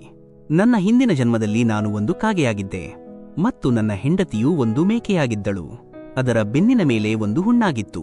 ಆ ಹುಣ್ಣಿನ ನೋವಿನಿಂದ ಆ ಮೇಕೆಯು ಬಹಳ ದುಃಖಿತಳಾಗಿದ್ದಳು ಮತ್ತು ದುರ್ಬಲಳೂ ಆಗಿದ್ದಳು. ನನ್ನ ಸ್ವಭಾವವೂ ಬಹಳ ದುಷ್ಟವಾಗಿತ್ತು. ಆದ್ದರಿಂದ ನಾನು ಅದರ ಹುಣ್ಣುಗಳನ್ನು ಕಚ್ಚಿ ಅದನ್ನು ಇನ್ನಷ್ಟು ದುಃಖಿತಳನ್ನಾಗಿ ಮಾಡುತ್ತಿದ್ದೆ. ನೋವಿನಿಂದ ಅದು ನೆಗೆದಾಗ ನಾನು ಅದರ ಸಂಕಟವನ್ನು ನೋಡಿ ಸಂತೋಷಪಡುತ್ತಿದ್ದೆ. ನನ್ನ ಭಯದಿಂದ ಅದು ಇದ್ದಕ್ಕಿದ್ದಂತೆ ಹೊರಬಂದಳು. ಆಕೆಯೇ ಹೊರಬರುತ್ತಿರಲಿಲ್ಲ, ಆದರೆ ನಾನು ಅವಳನ್ನು ಹುಡುಕಿ ನಾನು ಅವಳನ್ನು ಎಲ್ಲಿ ಕಂಡರೂ ಅವಳಿಗೆ ದುಃಖವನ್ನು ನೀಡುತ್ತಿದ್ದೆ. ಅಂತಿಮವಾಗಿ ನನ್ನ ಹಿಂಸೆಯಿಂದ ಬೇಸತ್ತ ಅವಳು ಹಳ್ಳಿಯಿಂದ ಸುಮಾರು 10-12 ಮೈಲಿ ದೂರದಲ್ಲಿರುವ ಒಂದು ದಟ್ಟವಾದ ಕಾಡಿಗೆ ಹೋದಳು. ಅಲ್ಲಿ ಗಂಗಾ ನದಿಯ ದಡದಲ್ಲಿ ಹಸಿ ಹುಲ್ಲನ್ನು ತಿಂದು ತನ್ನ ಗಾಯಗಳನ್ನು ಗುಣಪಡಿಸಿಕೊಂಡಳು. ಅವಳು ತಪ್ಪಿಸಿಕೊಂಡು ಸಂತೋಷದಿಂದ ಬದುಕಲು ಪ್ರಾರಂಭಿಸಿದಳು. ಆದರೆ ಅವಳಿಲ್ಲದೆ ನಾನು ಬದುಕಲು ಸಾಧ್ಯವಾಗಲಿಲ್ಲ. ನಾನು ಅವಳನ್ನು ಹುಡುಕುತ್ತಾ ಅದೇ ಕಾಡನ್ನು ತಲುಪಿದೆ ಮತ್ತು ಅವಳನ್ನು ಅಲ್ಲಿ ನೋಡಿದ ತಕ್ಷಣ ನಾನು ಅವಳ ಬೆನ್ನಿಗೆ ಜೋರಾಗಿ ಕಚ್ಚಿದೆ. ನನ್ನ ಕೊಕ್ಕು ಅವಳ ಮೂಳೆಯನ್ನೂ ಇರಿಯಿತು. ಆಗ ಅವಳು ಹಲವಾರು ಪ್ರಯತ್ನಗಳನ್ನು ಮಾಡಿದಳು. ಕೊಕ್ಕನ್ನು ಹೊರತೆಗೆಯಲು ನಾನು ಸಹ ತೀವ್ರವಾಗಿ ಪ್ರಯತ್ನಿಸಿದೆ, ಆದರೆ ಅದು ಹೊರಬರಲಿಲ್ಲ. ನೀರಿನ ಭಯದಿಂದ ಮಾತ್ರ ಈ ದುಷ್ಟ ಜೀವಿಯು ನನ್ನನ್ನು ಬಿಟ್ಟು ಹೋಗುತ್ತದೆ ಎಂದು ನಾನು ಯೋಚಿಸಿದೆ. ಹೀಗೆ ಯೋಚಿಸಿ ಗಂಗಾ ನದಿಯನ್ನು ಪ್ರವೇಶಿಸಿತು. ಆದರೆ ಅಲ್ಲಿಯೂ ನನಗೆ ಕೊಕ್ಕನ್ನು ಹೊರತೆಗೆಯಲು ಸಾಧ್ಯವಾಗಲಿಲ್ಲ.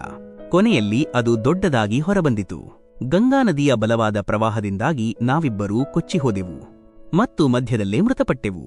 ನಂತರ ಗಂಗಾ ನದಿಯ ಪ್ರಭಾವದಿಂದ ಅವಳು ಬ್ರಾಹ್ಮಣಳಾಗಿ ಜನಿಸಿದಳು ಮತ್ತು ನಾನು ಒಬ್ಬ ಮಹಾನ್ ಜ್ಯೋತಿಷ್ಯ ಶಾಸ್ತ್ರಜ್ಞನಾದೆ. ಈಗ ಅವಳು ನನ್ನ ಹೆಂಡತಿಯಾದಳು. ಇವಳು ನನ್ನ ಸಾಯುವವರೆಗೂ ನಿಂದಿಸುತ್ತಾಳೆ. ಹೀಗೆ ನಿಂದಿಸಿ ನನಗೆ ನೋವನ್ನು ನೀಡುತ್ತಾಳೆ ಮತ್ತು ನಾನು ಸಹ ಇದನ್ನು ನನ್ನ ಹಿಂದಿನ ಕರ್ಮಗಳ ಫಲವೆಂದು ಪರಿಗಣಿಸಿ ಸಹಿಸಿಕೊಂಡು ಹೋಗುತ್ತೇನೆ. ನಾನು ಇದಕ್ಕಾಗಿ ಯಾವುದೇ ದೂಷಣೆಯನ್ನು ಸ್ವೀಕರಿಸುವುದಿಲ್ಲ, ಏಕೆಂದರೆ ಇದು ನಾನು ಮಾಡಿದ ಎಲ್ಲಾ ಕಾರ್ಯಗಳ ಫಲ. ಆದ್ದರಿಂದ ನಾನು ಶಾಂತವಾಗಿರುತ್ತೇನೆ. ಈಗ ನಿಮ್ಮ ಪ್ರಶ್ನೆಯನ್ನು ಕೇಳಿರಿ. ಆಗ ಬ್ರಾಹ್ಮಣನು ತನ್ನ ಸಂಪೂರ್ಣ ಸುದ್ದಿಯನ್ನು ವಿವರಿಸಿದನು ಮತ್ತು ಅಧರ್ಮಿ, ಪಾಪಿ ರಾಜನು ಅಮಾಯಕನ ಕೈಯನ್ನು ಏಕೆ ಕತ್ತರಿಸಿದನು ಎಂದು ಕೇಳಿದನು. ಜ್ಯೋತಿಷ್ಯ ಶಾಸ್ತ್ರಜ್ಞರು, ರಾಜನು ನಿಮ್ಮ ಕೈಯನ್ನು ಕತ್ತರಿಸಲಿಲ್ಲ, ನಿಮ್ಮ ಕರ್ಮವೇ ನಿಮ್ಮ ಕೈಯನ್ನು ಕತ್ತರಿಸುವಂತೆ ಮಾಡಿದೆ ಎಂದು ಹೇಳಿದರು. ನಿಮ್ಮ ಹಿಂದಿನ ಜನ್ಮದಲ್ಲಿ ನೀವು ಒಬ್ಬ ತಪಸ್ವಿಯಾಗಿದ್ದಿರಿ ಮತ್ತು ರಾಜಕುಮಾರಿಯೂ ಒಂದು ಹಸುವಾಗಿದ್ದಳು. ಅದೇ ಸಮಯದಲ್ಲಿ ರಾಜಕುಮಾರನು ಒಬ್ಬ ಕಟುಕನಾಗಿದ್ದನು. ಆ ಕಟುಕನು ಹಸುವನ್ನು ಕೊಲ್ಲಲು ಪ್ರಾರಂಭಿಸಿದಾಗ ಆ ಬಡ ಹಸು ತನ್ನ ಜೀವವನ್ನು ಉಳಿಸಿಕೊಳ್ಳಲು ನಿಮ್ಮಿಂದ ದೂರವಾಗಿ ಕಾಡಿನೊಳಗೆ ಓಡಿಹೋಯಿತು. ಕಟುಕನು ಹಿಂದಿನಿಂದ ಬಂದು ಇಲ್ಲಿ ಯಾವುದೇ ಹಸು ಹೋಗಿದೆಯೇ ಎಂದು ನಿಮ್ಮನ್ನು ಕೇಳಿದನು. ನೀವು ಸುಳ್ಳು ಹೇಳುವುದಿಲ್ಲ ಎಂದು ಪ್ರತಿಜ್ಞೆ ಮಾಡಿದ್ದಿರಿ. ಆದ್ದರಿಂದ ನೀವು ಹಸು ಹೋದ ದಿಕ್ಕಿನ ಕಡೆಗೆ ಕೈಯಿಂದ ಸೂಚಿಸಿದಿರಿ. ಇದರಿಂದಾಗಿ ಆ ಕಟುಕನು ಹೋಗಿ ಹಸುವನ್ನು ಕೊಂದನು. ಅವನು ಗಂಗಾ ನದಿಯ ದಡದಲ್ಲಿ ಅದರ ಚರ್ಮವನ್ನು ಸುಲಿಯುತ್ತಿದ್ದನು. ಈ ಮಧ್ಯೆ ಆ ಕಾಡಿನಿಂದ ಸಿಂಹವೊಂದು ಬಂದು ಆ ಹಸು ಮತ್ತು ಕಟುಕ ಇಬ್ಬರನ್ನೂ ಕೊಂದು ಹಾಕಿತು.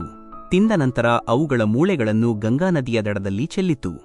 ಗಂಗೆಯ ಮಹಿಮೆಯಿಂದಾಗಿ ಆ ಕಟುಕನು ರಾಜಕುಮಾರನಾಗಿ ಜನಿಸಿದನು ಮತ್ತು ಆ ಹಸು ರಾಜಕುಮಾರಿಯಾಗಿ ಜನಿಸಿತು. ಮತ್ತು ಹಿಂದಿನ ಜನ್ಮದಲ್ಲಿ ಮಾಡಿದ ಕರ್ಮವು ಅವರಿಬ್ಬರನ್ನೂ ಒಂದೇ ರಾತ್ರಿಗಾಗಿ ಒಟ್ಟಿಗೆ ತಂದಿತು, ಏಕೆಂದರೆ ಆ ಕಟುಕನು ಆ ಹಸುವನ್ನು ಕುಡಗೋಲಿನಿಂದ ಕೊಂದಿದ್ದನು. ಆದ್ದರಿಂದ ರಾಜಕುಮಾರಿಯ ಕೈಯಿಂದ ಕತ್ತಿಯೂ ಅರಿವಿಲ್ಲದೆಯೇ ಬಿದ್ದು ರಾಜಕುಮಾರನ ತಲೆಯು ಕತ್ತರಿಸಿ ಹೋಯಿತು ಮತ್ತು ಅವನು ಮರಣ ಹೊಂದಿದನು. ಈ ರೀತಿಯಲ್ಲಿ ಕರ್ಮವು ತನ್ನ ಫಲವನ್ನು ನೀಡಿತು ಮತ್ತು ಅದು ನಿವೃತ್ತಿಯಾಯಿತು. ನೀವು ನಿಮ್ಮ ಕೈಯಿಂದ ಆ ಹಸುವಿನ ಸಾವಿಗೆ ಕಾರಣರಾಗಿದ್ದ ಪಾಪಕರ್ಮವು ನಿಮ್ಮ ಕೈಯನ್ನು ಕತ್ತರಿಸುವಂತೆ ಮಾಡಿದೆ. ಇದು ನಿಮ್ಮದೇ ತಪ್ಪೇ ಹೊರತು ಬೇರೆ ಯಾರ ತಪ್ಪೂ ಅಲ್ಲ. ಈ ನಿರ್ಧಾರದೊಂದಿಗೆ ಸಂತೋಷದಿಂದ ಬದುಕಿರಿ. ಕರ್ಮದ ಪರಿಣಾಮಗಳನ್ನು ಮುಂದೂಡಲು ಸಾಧ್ಯವಿಲ್ಲ. ಜ್ಞಾನದಿಂದ ತುಂಬಿದ ಜೀವನವು ಎಷ್ಟು ಸುಲಭ. ನಾವು ಈ ಕರ್ಮದ ನಿಯಮವನ್ನು ಒಪ್ಪಿಕೊಂಡು ತಿಳಿದುಕೊಂಡರೆ ಹಿಂದೆ ಮಾಡಿದ ಘೋರ ಕಾರ್ಯಗಳ ಪರಿಣಾಮಗಳನ್ನು ಅನುಭವಿಸಿದ ನಂತರವೂ ಸಹ ನಾವು ದುಃಖಿತರಾಗುವುದಿಲ್ಲ. ಆದರೆ ನಮ್ಮ ಮನಸ್ಸಿನ ಸಮತ್ವವನ್ನು ಕಾಪಾಡಿಕೊಳ್ಳುವಲ್ಲಿ ನಾವು ಯಶಸ್ವಿಯಾಗುತ್ತೇವೆ. ಭಗವಾನ್ ಶ್ರೀಕೃಷ್ಣನು ಈ ಸಮತ್ವವನ್ನು ಆಚರಿಸುವುದನ್ನು ಸಮತ್ವಯೋಗ ಎಂದು ಸಂಬೋಧಿಸುತ್ತಾನೆ. ಇದರಲ್ಲಿ ದೃಢವಾದ ಸ್ಥಿತಿಯನ್ನು ಪಡೆದಾಗ ಮನುಷ್ಯನು ಕರ್ಮದ ಬಂಧನದಿಂದ ಮುಕ್ತನಾಗುತ್ತಾನೆ. ಆದ್ದರಿಂದ ಒಳ್ಳೆಯ ಕಾರ್ಯಗಳನ್ನು ಮಾಡುವುದನ್ನು ಮತ್ತು ಕೆಟ್ಟ ಕಾರ್ಯಗಳನ್ನು ತಪ್ಪಿಸುವುದನ್ನು ಮನುಷ್ಯನು ತಪ್ಪಿಸಲು ಸಲಹೆ ನೀಡಲಾಗುತ್ತದೆ. ದೇವರ ಮನೆಯಲ್ಲಿ ವಿಳಂಬವಾಗುತ್ತದೆ, ಆದರೆ ಕತ್ತಲೆ ಇರುವುದಿಲ್ಲ. ಈ ಮಾತನ್ನು ನಾವು ಬಾಲ್ಯದಿಂದಲೂ ಕೇಳುತ್ತಿದ್ದೇವೆ, ಏಕೆಂದರೆ ನಮ್ಮ ಹಿರಿಯರು ಹೇಳಿದ್ದನ್ನು ನಾವು ಒಪ್ಪಿಕೊಂಡೆವು. ಆದರೆ ಇದರ ನಿಜವಾದ ಅರ್ಥವೇನು? ಒಬ್ಬ ವ್ಯಕ್ತಿಯ ಕಾರ್ಯಗಳ ಲೆಕ್ಕಾಚಾರವನ್ನು ದೇವರು ನೋಡಿದಾಗ ಏನಾಗುತ್ತದೆ ಎಂಬುದನ್ನು ನಿಮ್ಮ ಜೀವನದ ಅನುಭವಗಳಿಂದ ನೀವು ಕಲಿತಿರುತ್ತೀರಿ. ಒಂದು ಚಿಕ್ಕ ಕಥೆಯಿಂದ ಅರ್ಥಮಾಡಿಕೊಳ್ಳಿರಿ. ಮರಣದ ನಂತರ ಇಬ್ಬರು ವ್ಯಕ್ತಿಗಳು ದೇವರ ಸಭೆಯನ್ನು ತಲುಪಿದರು. ಅಲ್ಲಿ ಅವರ ಕಾರ್ಯಗಳ ಲೆಕ್ಕಾಚಾರವನ್ನು ಮಾಡಬೇಕಾಗಿತ್ತು. ದೇವರು ಚಿತ್ರಗುಪ್ತನಿಗೆ ಈ ಇಬ್ಬರು ವ್ಯಕ್ತಿಗಳ ಮರ್ತ್ಯಲೋಕದ ಲೆಕ್ಕಾಚಾರಗಳ ಓಲೆಯನ್ನು ತರಲು ಹೇಳಿದರು.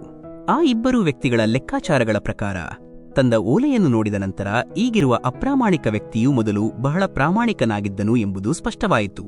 ಅವನು ಎಷ್ಟೊಂದು ಒಳ್ಳೆಯ ಕಾರ್ಯಗಳನ್ನು ಮಾಡಿದ್ದನು ಮತ್ತು ಅಷ್ಟೊಂದು ಪ್ರಾಮಾಣಿಕತೆಯನ್ನು ಕಾಪಾಡಿಕೊಂಡಿದ್ದನು ಎಂದರೆ ಅವನಿಗೆ ಒಂದು ದೊಡ್ಡ ಅದೃಷ್ಟವು ಲಭಿಸಬೇಕಾಗಿತ್ತು. ಆದರೆ ಆ ಅದೃಷ್ಟವು ಸಿಗುವ ಮೊದಲು ಅವನಿಗೆ ಅಂತಿಮ ಪರೀಕ್ಷೆಯು ಬಂದಿತು. ಆ ಪರೀಕ್ಷೆ ಬಂದಾಗ ಅವನು ತನ್ನ ತಾಳ್ಮೆಯನ್ನು ಕಳೆದುಕೊಂಡನು ಮತ್ತು ಅಲ್ಲಿಂದ ಅವನು ತನ್ನ ಜೀವನದ ಮಾರ್ಗವನ್ನು ಬದಲಾಯಿಸಿ ಅಪ್ರಾಮಾಣಿಕ ಜೀವನವನ್ನು ಅಳವಡಿಸಿಕೊಂಡನು. ಈಗ ಅವನಿಗೆ ಸಿಗಬೇಕಾಗಿದ್ದ ಅದೃಷ್ಟವು ಎಷ್ಟರ ಮಟ್ಟಿಗೆ ಕಡಿಮೆಯಾಯಿತು ಎಂದರೆ ಅವನಿಗೆ ಕೇವಲ ಒಂದು ಪರ್ಸ್ ಮಾತ್ರ ಸಿಕ್ಕಿತು. ಅದರಲ್ಲಿ ಕೇವಲ 1,000 ರೂಪಾಯಿಗಳಿದ್ದವು. ಇದನ್ನು ನಾವು ನೋಡಿದರೆ ಅವನ ಅದೃಷ್ಟದಲ್ಲಿ ಏನಿದ್ದರು? ಅಪ್ರಾಮಾಣಿಕತೆಯ ಮಾರ್ಗವನ್ನು ಅನುಸರಿಸುವುದರಿಂದ ಅವನ ಅದೃಷ್ಟವು ಪ್ರಭಾವಿತವಾಯಿತು. ಅದಕ್ಕಾಗಿಯೇ ದೇವರು ಬಯಸಿದರೂ ಸಹ ಅವನಿಗೆ ಹೆಚ್ಚೇನನ್ನು ನೀಡಲು ಸಾಧ್ಯವಾಗಲಿಲ್ಲ, ಏಕೆಂದರೆ ಕಾನೂನಿನ ನಿಬಂಧನೆಗಳ ಮುಂದೆ ದೇವರು ಸಹ ಅಸಹಾಯಕರು. ಈಗ ಬಹಳ ಪ್ರಾಮಾಣಿಕನಾಗಿದ್ದ ಎರಡನೇ ವ್ಯಕ್ತಿಯ ಸರದಿ ಬಂದಿತು. ಅವನ ಲೆಕ್ಕಾಚಾರವನ್ನು ತೆಗೆದಾಗ ಅವನು ಮೊದಲು ಬಹಳ ಅಪ್ರಾಮಾಣಿಕನಾಗಿದ್ದನು ಎಂದು ತಿಳಿದುಬಂದಿತು. ಅವನ ಅಪ್ರಾಮಾಣಿಕತೆಯ ಕಾರಣದಿಂದಾಗಿ ಅವನಿಗೆ ಬಹಳ ಕಠಿಣವಾದ ಶಿಕ್ಷೆಯೂ ಸಿಗಬೇಕಾಗಿತ್ತು. ಆದರೆ ಶಿಕ್ಷೆಯನ್ನು ಪಡೆಯುವ ಮೊದಲು ಅವನಿಗೆ ತನ್ನ ಜೀವನವನ್ನು ಸುಧಾರಿಸಿಕೊಳ್ಳಲು ಕೊನೆಯ ಅವಕಾಶವು ದೊರೆಯಿತು. ಅವನು ಆ ಅವಕಾಶವನ್ನು ತೆಗೆದುಕೊಂಡು ಪ್ರಾಮಾಣಿಕ ಜೀವನ ಶೈಲಿಯನ್ನು ಅಳವಡಿಸಿಕೊಳ್ಳುವ ಮೂಲಕ ತನ್ನನ್ನು ತಾನು ಸುಧಾರಿಸಿಕೊಂಡನು. ಇದರಿಂದಾಗಿ ಅವನ ಎಲ್ಲಾ ಶಿಕ್ಷೆಯೂ ಕೇವಲ ಒಂದು ಮುಳ್ಳು ಚುಚ್ಚುವಿಕೆಗೆ ಇಳಿಯಿತು. ಅವನಿಗೆ ಚುಚ್ಚಿದ ಆ ಮುಳ್ಳು ಅವನ ಪ್ರಾಮಾಣಿಕತೆಯ ಫಲವಾಗಿರಲಿಲ್ಲ, ಬದಲಿಗೆ ಅವನ ಹಿಂದಿನ ಅಪ್ರಾಮಾಣಿಕ ಜೀವನದ ಉಳಿದಿದ್ದ ಕೆಲವು ಶಿಕ್ಷೆಯಾಗಿತ್ತು. ದೇವರು ಪ್ರತಿಯೊಬ್ಬ ಕೆಟ್ಟ ವ್ಯಕ್ತಿಗೂ ಸುಧಾರಣೆಯ ಅವಕಾಶವನ್ನು ನೀಡುತ್ತಾನೆ ಮತ್ತು ಪ್ರತಿಯೊಬ್ಬ ಒಳ್ಳೆಯ ವ್ಯಕ್ತಿಯ ಒಳ್ಳೆಯತನವನ್ನು ಸಹ ಪರೀಕ್ಷಿಸುತ್ತಾನೆ. ಇಂದು ಜಗತ್ತಿನಲ್ಲಿ ಅನೇಕ ಜನರು ನೀವು ಅಪ್ರಾಮಾಣಿಕ ಜೀವನವನ್ನು ನಡೆಸಿದರೆ ನಿಮಗೆ ಖುಷಿ ಸಿಗುತ್ತದೆ ಎಂದು ಹೇಳುತ್ತಾರೆ.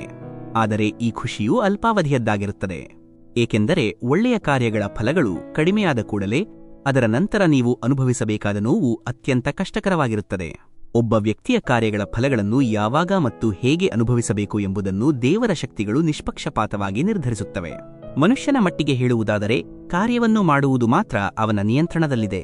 ಕಾರ್ಯದ ಫಲಿತಾಂಶವು ಅವನ ನಿಯಂತ್ರಣದಲ್ಲಿರುವುದಿಲ್ಲ. ಮಾನವ ರೂಪದಲ್ಲಿ ಜನಿಸಿದ ಜೀವಿಗಳು ತಮ್ಮ ಜೀವಿತಾವಧಿಯಲ್ಲಿ ಮಾಡಿದ ಎಲ್ಲಾ ದೈಹಿಕ, ಮೌಖಿಕ ಮತ್ತು ಮಾನಸಿಕ ಕಾರ್ಯಗಳ ಫಲಗಳನ್ನು ಪ್ರಕೃತಿಯ ದೋಷರಹಿತ ನಿಯಮಗಳ ಪ್ರಕಾರ ವಿವಿಧ ಶಕ್ತಿಗಳಿಂದ ನೀಡಲಾಗುತ್ತದೆ.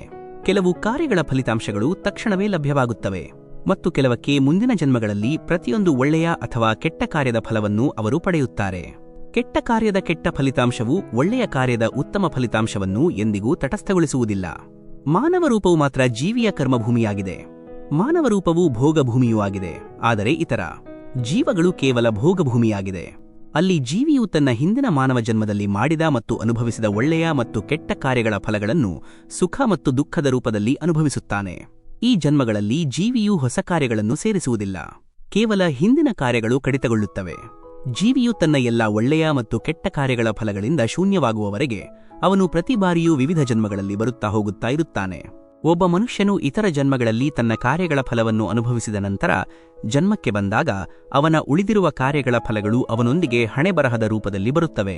ಅವನ ಹಣೆಬರಹದ ಪ್ರಕಾರ ಅವನು ಒಂದು ಸಾಮಾನ್ಯ, ಮಧ್ಯಮ ಅಥವಾ ಉನ್ನತ ಮಟ್ಟದ ಕುಟುಂಬ, ಸಂಬಂಧಿಕರು ಮತ್ತು ಸಾಮಾಜಿಕ ವಾತಾವರಣವನ್ನು ಪಡೆಯುತ್ತಾನೆ. ಮತ್ತು ಅವನ ಜೀವನದಲ್ಲಿ ಕೆಲವೊಮ್ಮೆ ಆಹ್ಲಾದಕರ ಮತ್ತು ಕೆಲವೊಮ್ಮೆ ನೋವಿನ ಪರಿಸ್ಥಿತಿಗಳು ಉದ್ಭವಿಸುತ್ತವೆ.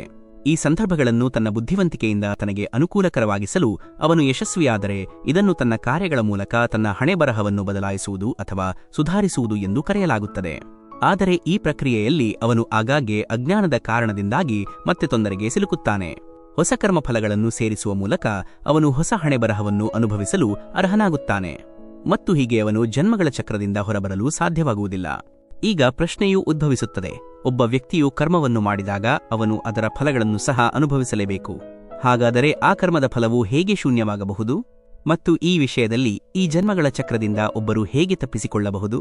ನನ್ನ ಧರ್ಮವು ಹೇಳುತ್ತದೆ, ಒಬ್ಬ ವ್ಯಕ್ತಿಯು ದೇವರು ಹೇಳಿದ ಮಾತುಗಳ ಪ್ರಕಾರ ತನ್ನ ಜೀವನವನ್ನು ನಡೆಸಿದರೆ ಅವನು ತಾನು ಮಾಡಿದ ಕಾರ್ಯಗಳ ಪರಿಣಾಮಗಳನ್ನು ಅನುಭವಿಸಬೇಕಾಗಿಲ್ಲ. ದೇವರ ಮಾತುಗಳು ಸಾಮಾನ್ಯ ಜೀವನವನ್ನು ನಡೆಸಲು ಅಡ್ಡಿಯಾಗುತ್ತವೆ. ಈ ಪದ್ಯವು ಮುಖ್ಯವಾಗಿ ಹೇಳುವುದೇನೆಂದರೆ, ನಾವು ಏನೇ ಮಾಡಿದರೂ ನಮ್ಮ ಕಾರ್ಯವು ಯಾವುದೇ ಜೀವಿಗೆ ದೈಹಿಕ, ಮಾನಸಿಕ ಅಥವಾ ಭಾವನಾತ್ಮಕ ನೋವನ್ನು ಉಂಟುಮಾಡಬಾರದು ಎಂಬುದನ್ನು ನಾವು ನೋಡಿಕೊಳ್ಳಬೇಕು. ಇದಲ್ಲದೆ ದೇವರ ಮಾತುಗಳು ಅಸಾಮಾನ್ಯವಾದ ಯಾವುದನ್ನೂ ಮಾಡಲು ನಮ್ಮನ್ನು ಕೇಳುವುದಿಲ್ಲ.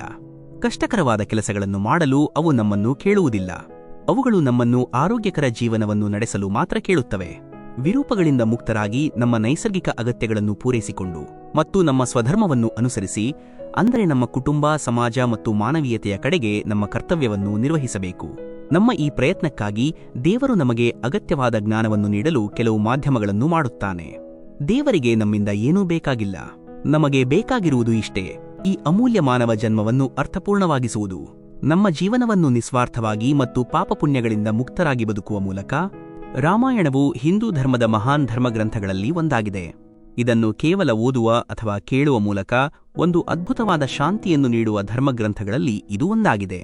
ಅದರಲ್ಲಿ ಉಲ್ಲೇಖಿಸಲಾದ ಪ್ರತಿಯೊಂದು ಘಟನೆಯೂ ನಮಗೆ ಬದುಕುವ ಮತ್ತು ಜೀವನವನ್ನು ಅನುಭವಿಸುವ ಕಲೆಯನ್ನು ಕಲಿಸುತ್ತದೆ. ಈ ಘಟನೆಗಳಿಂದ ಕಲಿಯುವ ಮೂಲಕ ನಾವು ನಮ್ಮ ಜೀವನವನ್ನು ಸರಿಯಾದ ಹಾದಿಯಲ್ಲಿ ಮುನ್ನಡೆಸಬಹುದು. ರಾಮಾಯಣವು ನಮಗೆ ಮತ್ತೊಂದು ದೊಡ್ಡ ಪಾಠವನ್ನು ಕಲಿಯಲು ಸಹಾಯ ಮಾಡುತ್ತದೆ. ಕೆಟ್ಟದ್ದರ ಮೇಲೆ ಒಳ್ಳೆಯದು ಯಾವಾಗಲೂ ಗೆಲ್ಲುತ್ತದೆ ಎಂದು ನಿಮಗೆ ತಿಳಿದಿದೆ. ನಮ್ಮ ಜೀವನದಲ್ಲಿ ಅನೇಕ ಬಾರಿ ಅಂತಹ ಘಟನೆಗಳು ಸಂಭವಿಸುತ್ತವೆ. ಅದು ನಮ್ಮನ್ನು ಹತಾಶೆಯ ಕಡೆಗೆ ಕರೆದೊಯ್ಯುತ್ತದೆ ಮತ್ತು ಇದು ನಮಗೆ ಮಾತ್ರ ಏಕೆ ನಡೆಯುತ್ತಿದೆ ಎಂದು ನಾವು ಭಾವಿಸಲು ಪ್ರಾರಂಭಿಸುತ್ತೇವೆ. ಆದರೆ ನಿಜವಾದ ಅರ್ಥದಲ್ಲಿ ಅಂತಹ ಘಟನೆಗಳು ನಾವು ಹಾದು ಹೋಗಬೇಕಾದ ನಮ್ಮ ಕಾರ್ಯಗಳ ಫಲಿತಾಂಶಗಳಾಗಿವೆ. ನಮ್ಮ ಒಳ್ಳೆಯ ಮತ್ತು ಕೆಟ್ಟ ಕಾರ್ಯಗಳು ನಮ್ಮ ಹಣೆಬರಹವನ್ನು ಮಾಡುತ್ತವೆ. ಭಗವಾನ್ ರಾಮನ ವನವಾಸದ ಸಮಯದಲ್ಲಿ ರಾಜ ದಶರಥನು ಒಳ್ಳೆಯ ಮತ್ತು ಕೆಟ್ಟ ಕಾರ್ಯಗಳ ಫಲಿತಾಂಶವನ್ನು ಅರಿತುಕೊಂಡನು. ಒಬ್ಬ ವ್ಯಕ್ತಿಯು ಯಾವ ಕೆಲಸವನ್ನು ಮಾಡುತ್ತಾನೋ ಅವನ ಹಣೆಬರಹವು ಸಹ ಅದೇ ರೀತಿಯಲ್ಲಿ ರೂಪುಗೊಳ್ಳುತ್ತದೆ. ಶ್ರೀರಾಮನು ಸೀತೆ ಮತ್ತು ಲಕ್ಷ್ಮಣನೊಂದಿಗೆ ವನವಾಸಕ್ಕೆ ಹೋದಾಗ ರಾಜ ದಶರಥನು ಅವರ ಅಗಲಿಕೆಯಿಂದ ದಿನವಿಡೀ ಮತ್ತು ರಾತ್ರಿಯಿಡೀ ನರಳಲು ಪ್ರಾರಂಭಿಸಿದನು. ಇದು ಖಚಿತವಾಗಿ ಸಂಭವಿಸಬೇಕಾಗಿತ್ತು ಎಂದು ರಾಜ ದಶರಥನು ಅರ್ಥಮಾಡಿಕೊಂಡನು. ಇದನ್ನು ತಪ್ಪಿಸಲು ಸಾಧ್ಯವಿರಲಿಲ್ಲ, ಏಕೆಂದರೆ ಹಣೆಬರಹವು ಈಗಾಗಲೇ ಇದನ್ನೆಲ್ಲವನ್ನು ನಿರ್ಧರಿಸಿತ್ತು. ಅದಕ್ಕಾಗಿಯೇ ಅವನಿಗೆ ತನ್ನ ಮಗನ ಅಗಲಿಕೆ ದೊರೆಯಿತು. ತನ್ನ ಮಗ ರಾಮನು ಹೋದ ನಂತರ ಅವನು ತನ್ನ ತಪ್ಪುಗಳ ಬಗ್ಗೆ ಪಶ್ಚಾತ್ತಾಪಪಡಲು ಪ್ರಾರಂಭಿಸಿದನು ಮತ್ತು ಒಂದು ದಿನ ಅವನು ರಾಣಿ ಕೌಸಲ್ಯೊಂದಿಗೆ ಇದ್ದಾಗ ತನ್ನ ಮಗ ರಾಮನನ್ನು ನೆನೆದು ತನ್ನ ಮಗನ ಅಗಲಿಕೆಯ ದುಃಖ ಮತ್ತು ನೋವಿನಿಂದ ತುಂಬಿದನು. ತಾನು ತನ್ನ ಯೌವನದಲ್ಲಿ ಶ್ರವಣಕುಮಾರನ ಕೊಲೆಯನ್ನು ಮಾಡಿದ್ದನ್ನು ಅವನು ನೆನಪಿಸಿಕೊಂಡನು. ಆ ವೃದ್ಧ ಮತ್ತು ಅಂಧ ಪೋಷಕರ ಏಕೈಕ ಆಧಾರವನ್ನು ಕಸಿದುಕೊಳ್ಳಲಾಯಿತು. ಶ್ರವಣನ ಮರಣದ ನಂತರ ಅವನ ಹೆತ್ತವರು ತಂದೆ ಹೇಗೆ ದುಃಖದಲ್ಲಿ ತಮ್ಮ ಜೀವವನ್ನು ಸಹ ತ್ಯಜಿಸಿದ್ದರು ಮತ್ತು ಅವರ ಸಾವಿನ ಸಮಯದಲ್ಲಿ ಅವರ ಬಾಯಿಂದ ಕೇವಲ ಒಂದೇ ಒಂದು ಧ್ವನಿಯೂ ಹೊರಬರುತ್ತಿತ್ತು. ಓ ರಾಜದಶರಥ, ನಮ್ಮ ಮಗನ ಅಗಲಿಕೆಯಿಂದ ನಾವು ಹೇಗೆ ನೋವಿನಲ್ಲಿ ಸಾಯುತ್ತಿದ್ದೇವೆಯೋ, ದೇವರು ಒಂದು ದಿನ ನಿಮ್ಮ ಮಗನ ಅಗಲಿಕೆಯಿಂದ ನೀವು ಸಹ ಹೀಗೆ ನರಳುವಂತೆ ಮಾಡಲಿ. ಅದೇ ಶಾಪದ ಫಲವು ಇಂದು ಅವರ ಮುಂದೆ ಬಂದಿದೆ. ತಮ್ಮ ಮಗನ ಅಗಲಿಕೆಯ ಸಹಿಸಲಾಗದ ನೋವು, ಅದು ಏನೆಂದು ಇಂದು ನನಗೆ ಅರ್ಥವಾಯಿತು. ಮನುಷ್ಯನು ತನ್ನ ಕಾರ್ಯಗಳ ಸ್ವನಿರ್ಧಾರಕ. ಮನುಷ್ಯನು ಮಾಡಿದ ಕಾರ್ಯಗಳು ಅವನ ಜೀವನದ ದಿಕ್ಕು ಮತ್ತು ಸ್ಥಿತಿಯನ್ನು ನಿರ್ಧರಿಸುತ್ತವೆ. ಒಳ್ಳೆಯ ಕಾರ್ಯಗಳ ಫಲವು ಒಳ್ಳೆಯದು ಮತ್ತು ಕೆಟ್ಟ ಕಾರ್ಯಗಳ ಫಲವು ಕೆಟ್ಟದ್ದು. ಮನುಷ್ಯನು ತನ್ನ ಜೀವಿತಾವಧಿಯಲ್ಲಿ ಅನೇಕ ಪರಿಸ್ಥಿತಿಗಳನ್ನು ನೋಡುತ್ತಾನೆ. ಹಾಗಾಗಿ ನಾವು ಹೇಳಬಹುದು, ಮನುಷ್ಯನು ಈ ಭೂಮಿಯ ಮೇಲೆ ಜೀವಿಸುತ್ತಲೇ ತನ್ನ ಕಾರ್ಯಗಳ ಫಲವನ್ನು ಪಡೆಯುತ್ತಾನೆ. ಆದ್ದರಿಂದ ನಾವು ಯಾವಾಗಲೂ ಒಳ್ಳೆಯ ಕಾರ್ಯಗಳನ್ನು ಮಾಡಬೇಕು. ದೇವರು ಮಾತ್ರ ನಮ್ಮ ಕಾರ್ಯಗಳ ಫಲಿತಾಂಶಗಳನ್ನು ನೀಡುತ್ತಾನೆ ಮತ್ತು ಜನನದಿಂದ ಮರಣದವರೆಗೆ ನಾವು ಈ ಭೂಮಿಯ ಮೇಲೆ ಫಲಿತಾಂಶಗಳನ್ನು ಪಡೆಯುತ್ತೇವೆ. ಬೇರೆಲ್ಲಿಗೂ ಹೋಗುವ ಅಗತ್ಯವಿಲ್ಲ. ನಾವು ಒಳ್ಳೆಯ ಕಾರ್ಯಗಳನ್ನು ಮಾಡಿದರೆ ನಾವು ಉತ್ತಮ ಫಲಿತಾಂಶಗಳನ್ನು ಪಡೆಯುತ್ತೇವೆ. ಉದಾಹರಣೆಗೆ, ನಾವು ಯಾರೊಂದಿಗಾದರೂ ಚೆನ್ನಾಗಿ ವರ್ತಿಸಿದರೆ ನಾವು ಒಳ್ಳೆಯ ಫಲಿತಾಂಶಗಳನ್ನು ಪಡೆಯುತ್ತೇವೆ. ನಾವು ಯಾರಿಗಾದರೂ ಕೆಟ್ಟದ್ದನ್ನು ಮಾಡಿದರೆ ನಾವು ಕೆಟ್ಟ ಫಲಿತಾಂಶಗಳನ್ನು ಸಹ ಪಡೆಯುತ್ತೇವೆ. ನಮ್ಮ ಕಾರ್ಯಗಳ ಫಲಿತಾಂಶಗಳು ಮರಣದ ನಂತರ ಬರುತ್ತವೆ ಎಂದು ಅನೇಕ ಜನರು ನಂಬುತ್ತಾರೆ.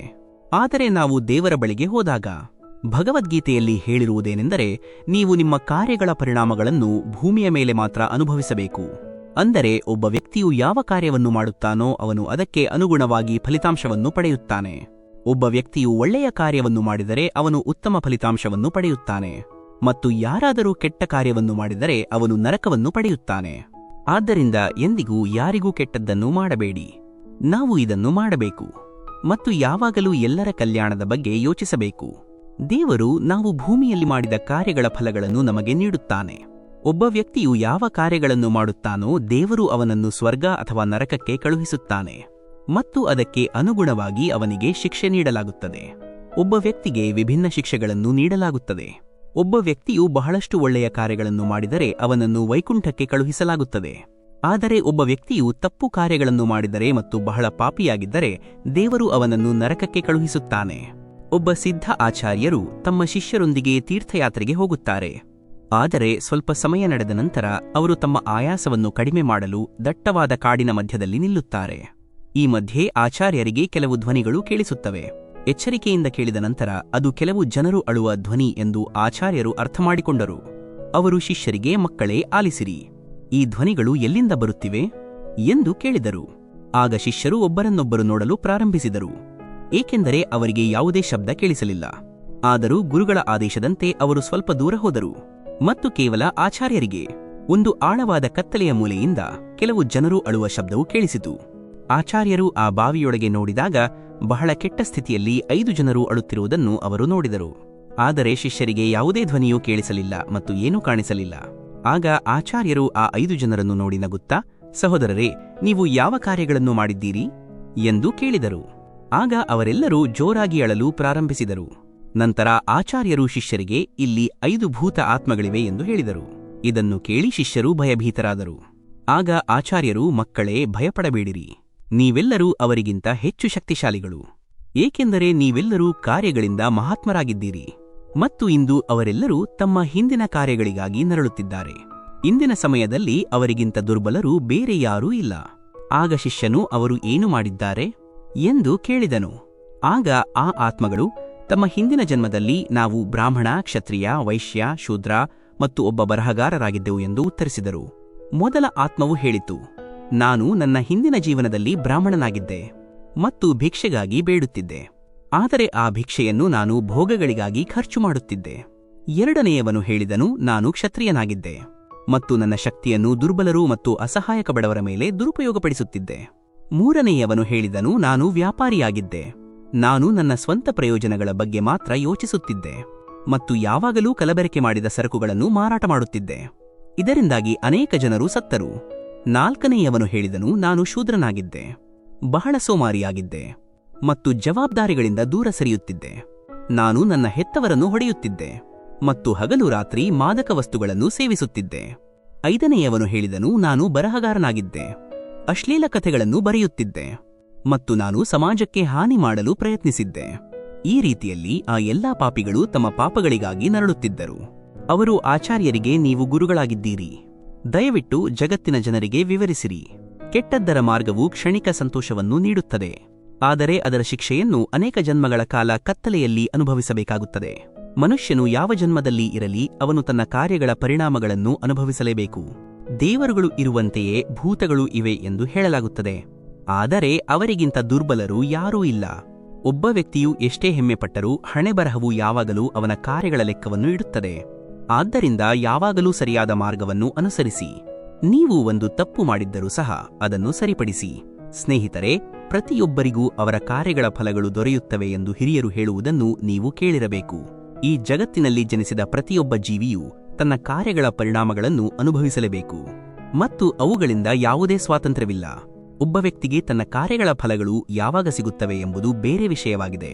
ಯಾರಿಗೆ ಹೆಚ್ಚು ಕರ್ಮಗಳು ಇವೆಯೋ ಅವರಿಗೆ ತಡವಾಗಿ ಫಲ ಸಿಗುತ್ತದೆ ಮತ್ತು ಯಾರಿಗೆ ಕಡಿಮೆ ಕರ್ಮಗಳು ಇವೆಯೋ ಅವರು ಈ ಜನ್ಮದಲ್ಲೇ ತಮ್ಮ ಕೆಟ್ಟ ಕಾರ್ಯಗಳ ಫಲಗಳನ್ನು ಮತ್ತು ಒಳ್ಳೆಯ ಕಾರ್ಯಗಳ ಫಲಗಳನ್ನು ಮುಂದಿನ ಜನ್ಮದಲ್ಲಿ ಅಥವಾ ಇದೇ ವರ್ಷ ಜನಿಸಿದ ಕೆಲವೇ ದಿನಗಳ ನಂತರ ಪಡೆಯುತ್ತಾರೆ. ಆದರೆ ನಿಮ್ಮ ಕಾರ್ಯಗಳ ಫಲಗಳನ್ನು ನೀವು ಯಾವಾಗಲೂ ಪಡೆಯುತ್ತೀರಿ. ನಿಮ್ಮ ಕಾರ್ಯಗಳ ಫಲಗಳು ನಿಮಗೆ ಈ ಭೂಮಿಯ ಮೇಲೆ ಮಾತ್ರ ಸಿಗುತ್ತವೆ. ಇಂದು ಅಥವಾ ನಾಳೆ ಆಗಿರಬಹುದು, ಆದರೆ ನೀವು ನಿಮ್ಮ ಕಾರ್ಯಗಳ ಪರಿಣಾಮಗಳನ್ನು ಅನುಭವಿಸಲೇಬೇಕಾಗುತ್ತದೆ. ನೀವು ಒಳ್ಳೆಯ ಕಾರ್ಯಗಳನ್ನು ಮಾಡಿದರೆ ನಿಮಗೆ ಒಳ್ಳೆಯ ಫಲಗಳು ಸಿಗುತ್ತವೆ. ನೀವು ಕೆಟ್ಟ ಕಾರ್ಯಗಳನ್ನು ಮಾಡಿದರೆ ನಿಮಗೆ ಕೆಟ್ಟ ಫಲಿತಾಂಶಗಳು ಸಿಗುತ್ತವೆ. ಆದರೆ ನೀವು ಖಂಡಿತವಾಗಿಯೂ ಫಲಿತಾಂಶಗಳನ್ನು ಪಡೆಯುತ್ತೀರಿ. ಇದರಿಂದ ಯಾರೂ ತಪ್ಪಿಸಿಕೊಳ್ಳಲು ಸಾಧ್ಯವಿಲ್ಲ. ನೀವು ಜನರೊಂದಿಗೆ ತಪ್ಪಾಗಿ ಮತ್ತು ಕೆಟ್ಟದಾಗಿ ವರ್ತಿಸಿದರೆ ದೇವರು ನಿಮಗೆ ಬಹಳ ಕಠಿಣವಾಗಿ ಶಿಕ್ಷಿಸುತ್ತಾನೆ. ಅದರ ಬಗ್ಗೆ ಬಹುಶಃ ನಿಮಗೆ ತಿಳಿದಿರುವುದೂ ಇಲ್ಲ. ಮತ್ತು ನೀವು ಇತರರೊಂದಿಗೆ ಚೆನ್ನಾಗಿ ವರ್ತಿಸಿದರೆ ದೇವರು ಯಾವಾಗಲೂ ನಿಮಗೆ ಒಳ್ಳೆಯದನ್ನು ಮಾಡುತ್ತಾನೆ ಮತ್ತು ನಿಮ್ಮ ಜೀವನದಲ್ಲಿ ನೀವು ಯಾವಾಗಲೂ ಸಂತೋಷವನ್ನು ಪಡೆಯುತ್ತೀರಿ. ಕರ್ಮದ ತತ್ವವನ್ನು ಅನುಸರಿಸುವ ಮೂಲಕ ನಾವು ನಮ್ಮ ದಿಕ್ಕು ಮತ್ತು ವೇಗವನ್ನು ನಿಯಂತ್ರಿಸಬಹುದು. ಇದು ನಮ್ಮ ಗುರಿಗಳನ್ನು ತಲುಪಲು ಮಾರ್ಗದರ್ಶನ ನೀಡುತ್ತದೆ. ಒಬ್ಬ ವ್ಯಕ್ತಿಯ ಯಶಸ್ಸಿನ ಆಧಾರವು ಅವನ ಕಾರ್ಯಗಳಾಗಿವೆ. ಸತ್ಯ ಮತ್ತು ಶುದ್ಧ ಹೃದಯದಿಂದ ಮಾಡಿದ ಕಾರ್ಯವು ಎಂದಿಗೂ ವಿಫಲವಾಗುವುದಿಲ್ಲ. ಧರ್ಮ ಮತ್ತು ಕರ್ಮವು ಎರಡು ಚಕ್ರಗಳಂತಿವೆ. ಅವುಗಳು ಜೀವನದ ಸರಿಯಾದ ಹಾದಿಯಲ್ಲಿ ನಮ್ಮನ್ನು ಮುನ್ನಡೆಸಲು ಸಹಾಯ ಮಾಡುತ್ತವೆ. ಈ ಎರಡೂ ಇಲ್ಲದೆ ನಾವು ನಮ್ಮ ನಿಜವಾದ ಉದ್ದೇಶವನ್ನು ಸಾಧಿಸಲು ಸಾಧ್ಯವಿಲ್ಲ. ಒಬ್ಬ ವ್ಯಕ್ತಿಯ ಕಾರ್ಯಗಳು ಅವನ ಆಲೋಚನೆಗಳು, ಭಾವನೆಗಳು ಮತ್ತು ಆಸೆಗಳ ಪ್ರತಿಬಿಂಬವಾಗಿದೆ. ನಾವು ನಮ್ಮ ಆಲೋಚನೆ ಮತ್ತು ಕಾರ್ಯಗಳನ್ನು ಸಕಾರಾತ್ಮಕವಾಗಿ ಮಾಡಿದರೆ ನಮ್ಮ ಭವಿಷ್ಯವು ತಾನಾಗಿಯೇ ಉಜ್ವಲವಾಗುತ್ತದೆ. ಕರ್ಮದ ನಿಯಮವು ಸರಳವಾಗಿದೆ. ಯಾರು ಏನನ್ನು ಬಿತ್ತುತ್ತಾರೋ ಅವರು ಅದನ್ನೇ ಕೊಯ್ಯುತ್ತಾರೆ. ಆದ್ದರಿಂದ ನಾವು ಯಾವಾಗಲೂ ಒಳ್ಳೆಯತನದ ಬೀಜಗಳನ್ನು ಬಿತ್ತಬೇಕು. ಇದರಿಂದ ನಾವು ಭವಿಷ್ಯದಲ್ಲಿ ಉತ್ತಮ ಫಲಿತಾಂಶಗಳನ್ನು ಪಡೆಯಬಹುದು.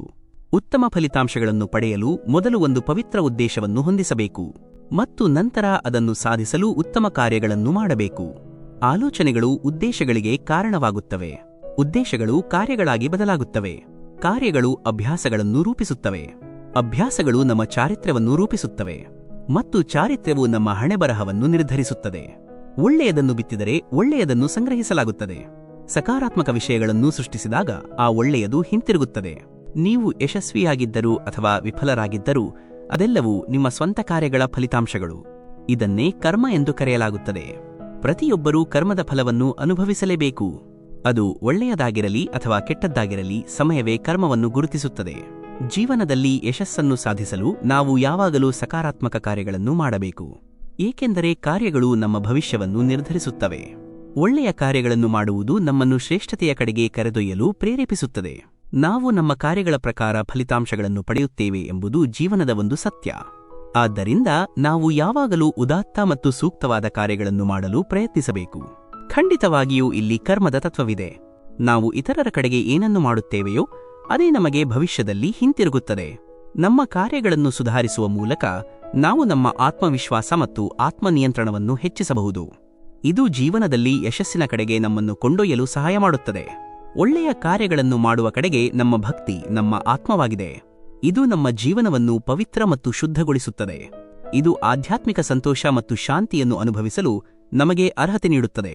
ಕಾರ್ಯ ಮತ್ತು ನಿರ್ಧಾರವಿಲ್ಲದೆ ಯಾವುದೇ ವ್ಯಕ್ತಿಯೂ ತನ್ನ ಜೀವನದಲ್ಲಿ ಮುಂದುವರಿಯಲು ಸಾಧ್ಯವಿಲ್ಲ. ಆದ್ದರಿಂದ ಸಕಾರಾತ್ಮಕ ಆಲೋಚನೆ ಮತ್ತು ಕಾರ್ಯಗಳೊಂದಿಗೆ ಜೀವನವನ್ನು ಬದುಕುವ ಕಲೆಯನ್ನು ಕಲಿಯುವುದಕ್ಕೆ ಬೇರೆ ಪರ್ಯಾಯವಿಲ್ಲ. ಕರ್ಮದ ನಿಯಮವನ್ನು ಅರ್ಥಮಾಡಿಕೊಳ್ಳುವುದು. ಯಾವುದೇ ಕಾರ್ಯವನ್ನು ಮಾಡುವ ಮೊದಲು ನಾವು ಅದರ ಪರಿಣಾಮಗಳನ್ನು ಪರಿಗಣಿಸಬೇಕು ಎಂಬ ಜ್ಞಾನವನ್ನು ನಮಗೆ ನೀಡುತ್ತದೆ. ನಮ್ಮ ಸ್ವಂತ ಕಾರ್ಯಗಳ ಬಗ್ಗೆ ಪ್ರಜ್ಞಾಪೂರ್ವಕವಾಗಿ ಮತ್ತು ತಿಳಿದಿರುವುದರಿಂದ ನಾವು ನಮ್ಮ ಜೀವನವನ್ನು ಸುಧಾರಿಸಬಹುದು ಮತ್ತು ನಮ್ಮ ಸಂಪೂರ್ಣತೆಯನ್ನು ಸಾಧಿಸಬಹುದು. ಜೀವನದಲ್ಲಿ ತೃಪ್ತಿ ಮತ್ತು ಸಮೃದ್ಧಿಯನ್ನು ಸಾಧಿಸಲು ಕೇವಲ ಒಂದೇ ಒಂದು ಮಾರ್ಗವಿದೆ ಎಂದು ನಾವು ಗುರುತಿಸಬಹುದು, ಮತ್ತು ಅದುವೇ ನಮ್ಮ ಕರ್ತವ್ಯಗಳು ಮತ್ತು ಕಾರ್ಯಗಳನ್ನು ಭಕ್ತಿಯಿಂದ ಅನುಸರಿಸುವುದು. ಕಾರ್ಯಗಳು ಮತ್ತು ಧರ್ಮದ ಮೂಲಕ ನಾವು ನಮ್ಮ ಆತ್ಮವಿಶ್ವಾಸವನ್ನು ಬಲಪಡಿಸಬಹುದು ಮತ್ತು ಇದರ ಮೂಲಕ ನಾವು ನಮ್ಮ ಜೀವನದಲ್ಲಿ ಎಲ್ಲಾ ವಿಷಯಗಳನ್ನು ಸಾಧಿಸಬಹುದು. ನೀವು ಇತರರೊಂದಿಗೆ ಹೇಗೆ ವರ್ತಿಸುತ್ತೀರೋ ಅದೇ ರೀತಿಯಲ್ಲಿ ನೀವು ಸವಾಲುಗಳನ್ನು ಎದುರಿಸಬಹುದು. ನೀವು ಮೋಸ ಮಾಡಿದಾಗ ನಿಮಗೆ ನೀವೇ ಮೋಸ ಮಾಡಿಕೊಳ್ಳುತ್ತೀರಿ. ಮೋಸ ಮಾಡುವ ಮೊದಲು ಒಮ್ಮೆ ಯೋಚಿಸಿರಿ, ಜಗತ್ತು ಹೀಗಿರಬೇಕೆಂದು ನೀವು ಬಯಸುತ್ತೀರಾ? ಅದೇ ನಿಮ್ಮೊಂದಿಗೆ ಆಗಲಿ. ಕರ್ಮವು ನಿಮ್ಮನ್ನು ಬಿಡುವುದಿಲ್ಲ. ಗೆಲ್ಲಲು ಮೋಸ ಮಾಡುವುದು. ತಮ್ಮ ಕಾರ್ಯಗಳ ಪರಿಣಾಮಗಳನ್ನು ಹೊರಲು ಬುದ್ಧಿವಂತ ಜನರು ಮಾತ್ರ ಸಿದ್ಧರಾಗುತ್ತಾರೆ. ನೀವು ಮೋಸ ಮಾಡಿದಾಗ ನೀವು ನಿಮ್ಮ ಸ್ವಂತ ಆತ್ಮವನ್ನೇ ಮೋಸ ಮಾಡುತ್ತೀರಿ. ನಿಮ್ಮ ಕಾರ್ಯಗಳಿಂದ ನೀವು ತಪ್ಪಿಸಿಕೊಳ್ಳಲು ಪ್ರಯತ್ನಿಸುತ್ತೀರಿ. ಪ್ರಾಮಾಣಿಕವಾಗಿರುವುದು ಮತ್ತು ಸತ್ಯಕ್ಕೆ ಅಂಟಿಕೊಳ್ಳುವುದು ಮಾರ್ಗವಾಗಿದೆ. ನಮ್ಮ ಕಾರ್ಯಗಳು ನಮ್ಮ ಆಲೋಚನೆಗಳಿಂದ ಹುಟ್ಟುತ್ತವೆ. ನಮ್ಮ ಮನಸ್ಸಿನಲ್ಲಿ ಆಲೋಚನೆಗಳು ಉದ್ಭವಿಸಿದಂತೆ ನಾವು ಕಾರ್ಯಗಳನ್ನು ಮಾಡಲು ಪ್ರಾರಂಭಿಸುತ್ತೇವೆ. ಸಕಾರಾತ್ಮಕ ಮತ್ತು ಒಳ್ಳೆಯ ಆಲೋಚನೆಗಳು ಒಳ್ಳೆಯ ಕಾರ್ಯಗಳನ್ನು ಮಾಡಲು ನಮ್ಮನ್ನು ಪ್ರೇರೇಪಿಸುತ್ತವೆ. ಇದರ ಫಲಿತಾಂಶವೂ ಸಹ ಸಿಹಿಯಾಗಿರುತ್ತದೆ. ಇದಕ್ಕೆ ವಿರುದ್ಧವಾಗಿ ಕೆಟ್ಟ ಆಲೋಚನೆಗಳು ಕೆಟ್ಟ ಕಾರ್ಯಗಳಿಗೆ ಕಾರಣವಾಗುತ್ತವೆ. ಅದರಿಂದ ಕೆಟ್ಟ ಫಲಿತಾಂಶಗಳೂ ಇರುತ್ತವೆ. ಪ್ರತಿ ರಾತ್ರಿಯೂ ತನ್ನ ಬೆಳಗನ್ನು ಹೊಂದಿರುತ್ತದೆ ಮತ್ತು ಪ್ರತಿದಿನವೂ ತನ್ನ ಸಂಜೆಯನ್ನು ಹೊಂದಿರುತ್ತದೆ. ಜೀವನದಲ್ಲಿ ಪ್ರತಿ ಕಾರ್ಯವೂ ತನ್ನ ಸೂಕ್ತ ಫಲಿತಾಂಶವನ್ನು ಹೊಂದಿರುತ್ತದೆ. ನಿಮ್ಮ ಒಳ್ಳೆಯತನಕ್ಕೆ ನಿಮ್ಮ ಆತ್ಮಸಾಕ್ಷಿಯೇ ಸಾಕ್ಷಿ. ಇತರರ ಕಣ್ಣುಗಳಲ್ಲಿ ಒಳ್ಳೆಯವರಾಗಿ ಕಾಣಲು ಬಯಸುವುದು ಮತ್ತು ತನ್ನ ಸ್ವಾರ್ಥಕ್ಕೆ ಸೇವೆ ಸಲ್ಲಿಸುವುದು ಮೋಸದಂತೆ. ಭಾವನೆಗಳಿಂದ ತುಂಬಿರದ ವ್ಯಕ್ತಿ ಇತರರ ದುಃಖವನ್ನು ಅರ್ಥಮಾಡಿಕೊಳ್ಳದವನು ತನ್ನ ಧರ್ಮದಿಂದ ದೂರವಿರುತ್ತಾನೆ ಮತ್ತು ಒಳ್ಳೆಯ ಕಾರ್ಯಗಳಿಂದ ವಿಮುಖನಾಗಿರುತ್ತಾನೆ.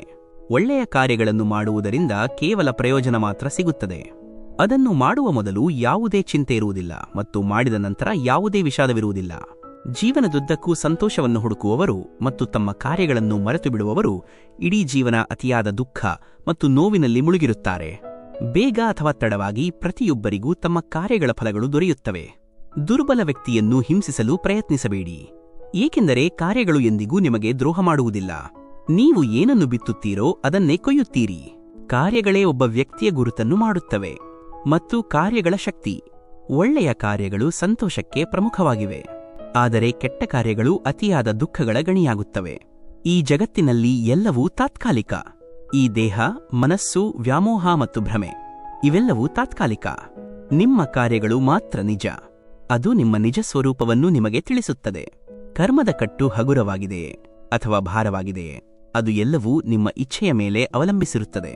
ಪರಹಿತವನ್ನು ಮಾಡುವುದು ಮನಸ್ಸನ್ನು ಹಗುರಗೊಳಿಸುತ್ತದೆ ಮತ್ತು ಲೌಕಿಕ ದುಃಖಗಳಿಂದ ಮುಕ್ತಗೊಳಿಸುತ್ತದೆ. ಯಾವುದೇ ಸಾಕ್ಷಿಯ ಬಗ್ಗೆ ಚಿಂತಿಸದೆ ಒಳ್ಳೆಯ ಮತ್ತು ಉದಾತ್ತ ಕಾರ್ಯಗಳನ್ನು ಮಾಡಿ. ಸಮಯ ಬಂದಾಗ ಪ್ರತಿ ಕಾರ್ಯದ ಫಲವೂ ಬರುತ್ತದೆ. ಕರ್ಮವು ತಾನಾಗಿಯೇ ಮಾತನಾಡುತ್ತದೆ. ಫಲಿತಾಂಶವು ಒಳ್ಳೆಯದಾಗಿರುತ್ತದೆ ಎಂದು ನಂಬಿ ಅದನ್ನು ಮಾಡೋಣ. ಲೌಕಿಕ ಲಗತ್ತುಗಳು ಮತ್ತು ಭ್ರಮೆಗಳು ದುಃಖಕ್ಕೆ ಏಕೈಕ ಕಾರಣ. ಈ ಸತ್ಯ ತಿಳಿದ ಕ್ಷಣವೇ ಎಲ್ಲಾ ಚಿಂತೆಗಳು ತಾನಾಗಿಯೇ ಕಣ್ಮರೆಯಾಗುತ್ತವೆ.